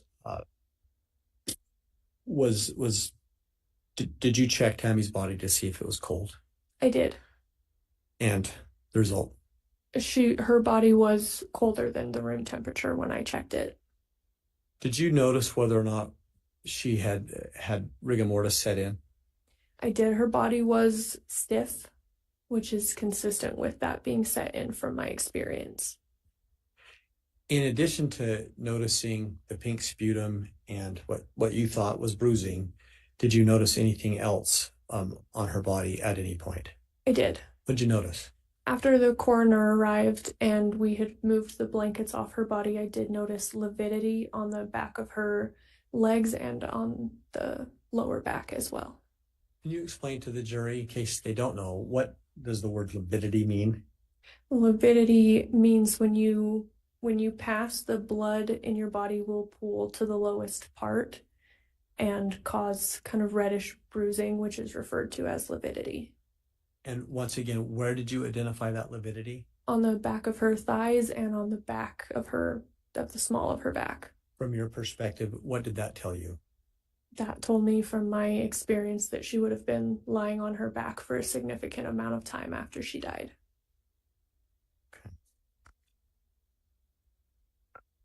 Now, at some point, I'll withdraw that. At some point in the interaction, did you go and have a conversation with the deputy coroner and the coroner? I did. And what was discussed there? The cause of death was discussed, as well as whether an autopsy was to be performed, and as well as things that were said to the coroner. Okay. And again, your role as law enforcement, do you have any role in determining cause of death? No, I do not. And do you have any role, as you understood it, to determine whether an autopsy should be performed? No. Did you ever discuss the potential for an autopsy with Chad? No. Did you ever hear him discuss that with anybody on scene? No. Mr. Rickson, are you done publishing the photos? I am. I'm sorry. If you are, go ahead and we'll turn the lights back up. We'll keep the audience seated where they are for the remainder of the day.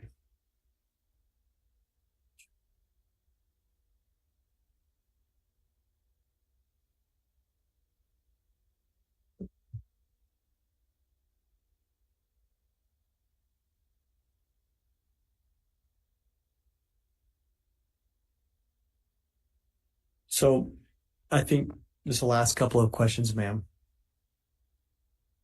Did you eventually do any kind of medication check at that home? I did. Did you determine whether or not you believed Ms. Daybell had been on any medications? Yes. What did you determine that she was on? I was told by Chad that she did take fluoxetine for depression, and then some natural remedies and over-the-counter medications as well. Was there any evidence, as far as you're concerned, that she could have been overdosed on something? No. And with respect to anything else about that investigation that caused you any concern about anything suspicious at that point in time? No, there was not. You know, that's all the questions I have at this time. All right.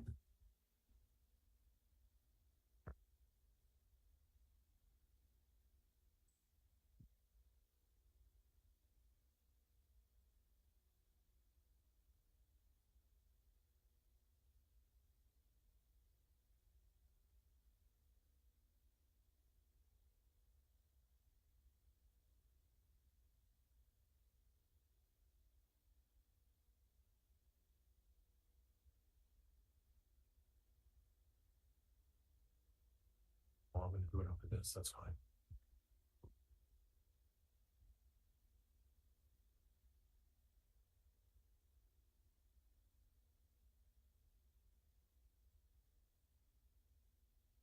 All right. Cross-examination, Mr. Pryor. Thank you, Judge.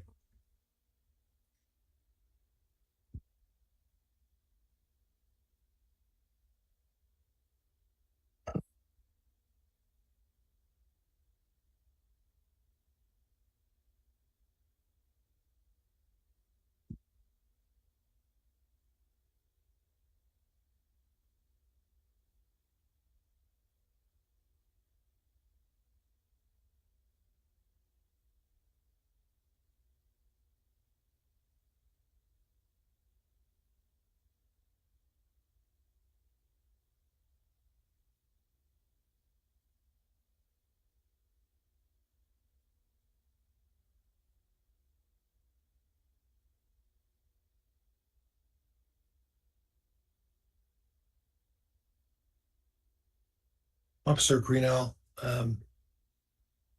you prepared a report in regards to this incident, is that right? Yes. And at the bottom of your report, you made mention that the coroner determined an autopsy was not necessary unless the family wanted one, which they did not.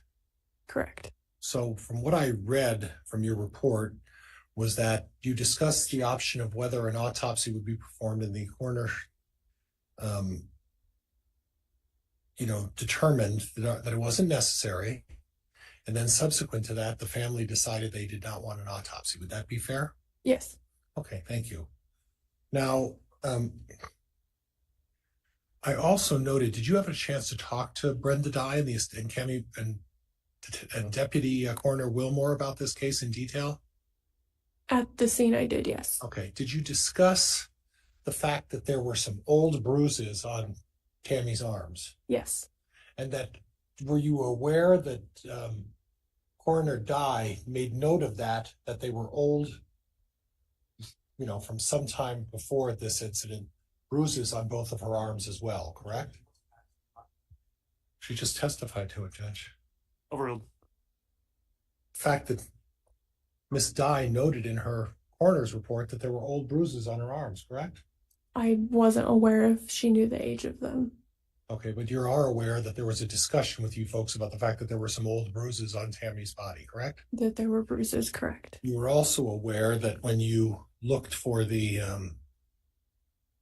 medication, you saw the it's Prozac, right? Fluoxetine? I'm not sure what the generic is. Okay. Acetaminophen, right? Some ibuprofen? Correct. Vitality extracts, which are, like non-traditional medication, correct? Correct. And like essential oils. Like essential oils that she would use. And then Chad talked to you a little bit about the fact that she was experimenting with essential oils as well, right? Correct. Okay. And then some extra strength acetaminophen. There was also some cough medicine that was found there as well, correct? Yes. And that's important because when Chad first spoke with you, he said that she was having coughing fits, right? He did. And you were able to confirm the fact that there was cough medicine as part of the medicine that was at the table at least at that evening, correct? Correct. You weren't able to tell whether she took it or not that night, but clearly on her side of her bed, there was cough medicine, right? Correct. Okay. And then again, some essential oil. What is essential oil respiratory blend? I don't understand what respiratory blend means when it applies to essential oils. That's what the bottle was labeled. Did you happen to look into what that's for? I did not. Well, the word respiratory implies to me that there has something to do with breathing. You didn't look any further than just noting that it was it was some respiratory essential oil. Correct. Okay. And then below that one, you put a note that there was also a supplement for bruising and sore muscles. Yes. So she was taking supplements for some bruising that she must have been experiencing and sore muscles, right? I assume so. Okay. Well, those are the ones that the family showed you that she was taking regularly, correct? Yes. Okay. Now, again, I'll go back to what he initially told you, that she got up at about midnight, right? Correct.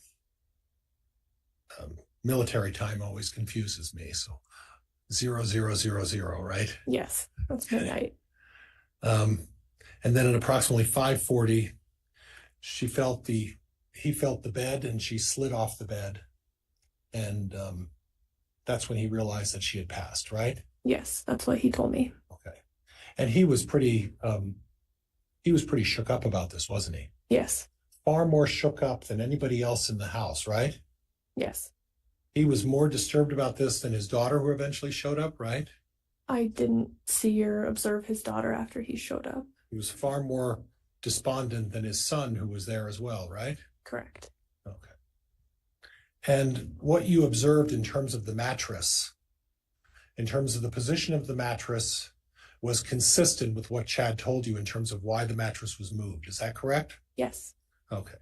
So there's nothing unusual about the mattress, nothing there, correct? Correct. Okay. And as far as medical conditions, again, while he was discussing with you, he was pretty despondent, pretty upset, right? Yes. Okay. And while he was trying to talk to you, he made something that she had taken some steroid shots for some sore muscles, that she had fallen a few months ago in the driveway and injured her arm. Did he happen to mention to you that she was having incidents of falling, unexplained falls that she was making? Not that I remember. Don't remember that? You didn't have a body cam on either, though, did you? I did not. You didn't have a recorder with you either, right? No. And you were going to an unattended death. Are you issued a body cam? I was. Are you issued a recorder? No. Okay, so you are issued a body cam. It wasn't available, or was that one broken too? I believe it was charging at the time. Okay, all right. And then he mentioned that she had been feeling sick, had a cold, and that she had low blood pressure, and that she'd been fainting occasionally. Yes. Okay. Now, did he ever mention to you the fact that Tammy Daybell suffered from anemia? Not that I recall. Okay. When you looked at the pink foaming, did you happen to do some research on what causes that pink foaming? I did not. Okay, so you're not aware of the medical condition someone would have that would cause their mouth to foam at the mouth, right? I'm not. Okay.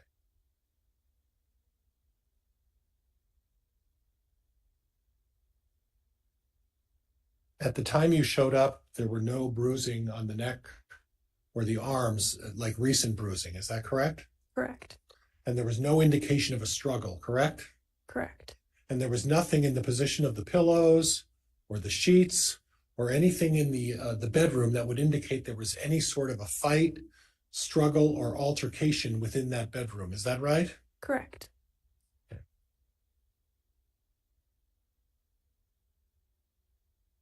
And then he also Chad told you that through the coroner, that Tammy had an occasion to have minor shaking fits, right?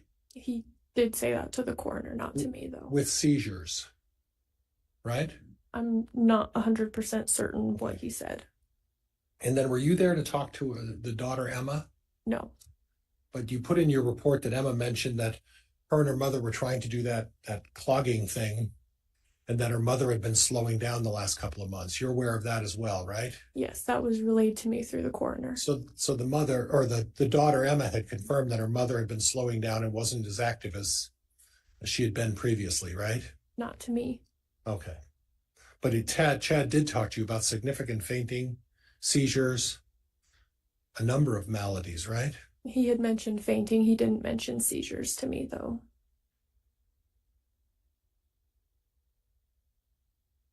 Chad told the coroner that sometimes Tamara had minor shaking fits consistent with seizure activity.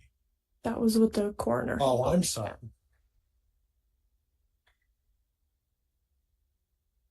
Okay. So at this point, after this was done, it was the determination made that it was not a homicide or any foul play as a result of this, correct? I'm not sure exactly what the determination was that was made by the coroner. Okay, and we'll get to that with the coroner, but from your pictures and your assessment, it didn't appear that there was any foul play from the pictures that you took. Is that correct? Correct. Okay. Judge, I have nothing else. Thank you. Any redirect? Just a few, Your Honor, a few questions. Very well.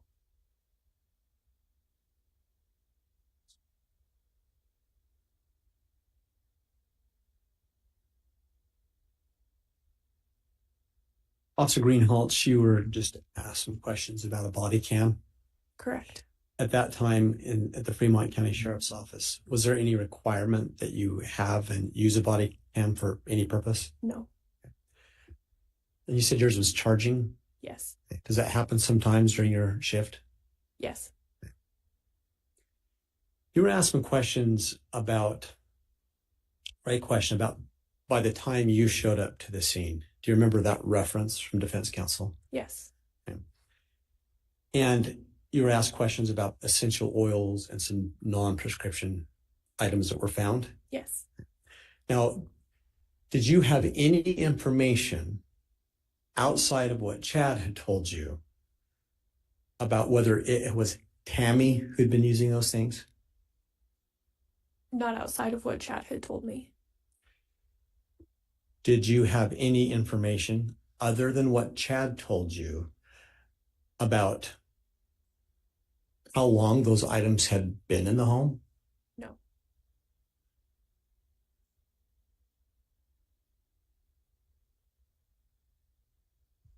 And to be clear again, at the time that you responded, Tammy was cold to the touch.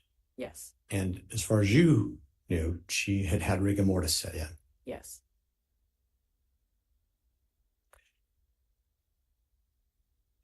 You were just asked questions about having been told by Chad, the coroner having been told by Chad, that Tammy had been having seizures. Remember that question? Yes, I do. But to be clear, that was never told to you directly. That's correct. So then is it accurate then that Chad told you some things and then told other things to the coroner? Yes. Your Honor, I don't have any further questions. All right, thank you. That will conclude then the testimony of this witness. Is the state intending to recall Officer Greenhalgh? I'm sorry. Will the state be recalling the witness? No? All right, the defense. And Judge, I also subpoenaed Officer Greenhalgh to be there, but I'm going to excuse her from that subpoena. She won't need to show up, and I think we've covered everything that we need to cover at this point. All right, so that excuses you from any further subpoena. You're released from those. Thank you for appearing to testify, and you may step down from the witness stand. I don't believe there were any exhibits up there with her. Counsel for the state, you want to get started on another witness? So sorry. We certainly have a witness available, but given the time, would the court have us go ahead and call that witness? Let me have a real quick sidebar to discuss whether that makes sense.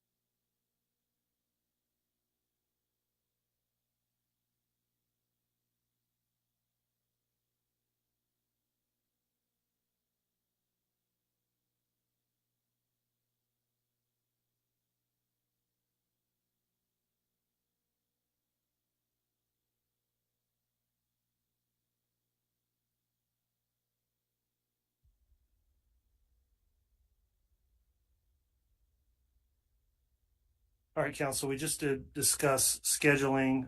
Given the next witness that's coming up and where we are and where we would need to end for the day, I think it's a logical time to break for the afternoon and not divide that witness's testimony up over 2 days. So for that, we will go ahead and conclude for the evening a bit early. Thank you for going through without an afternoon break, ladies and gentlemen of the jury.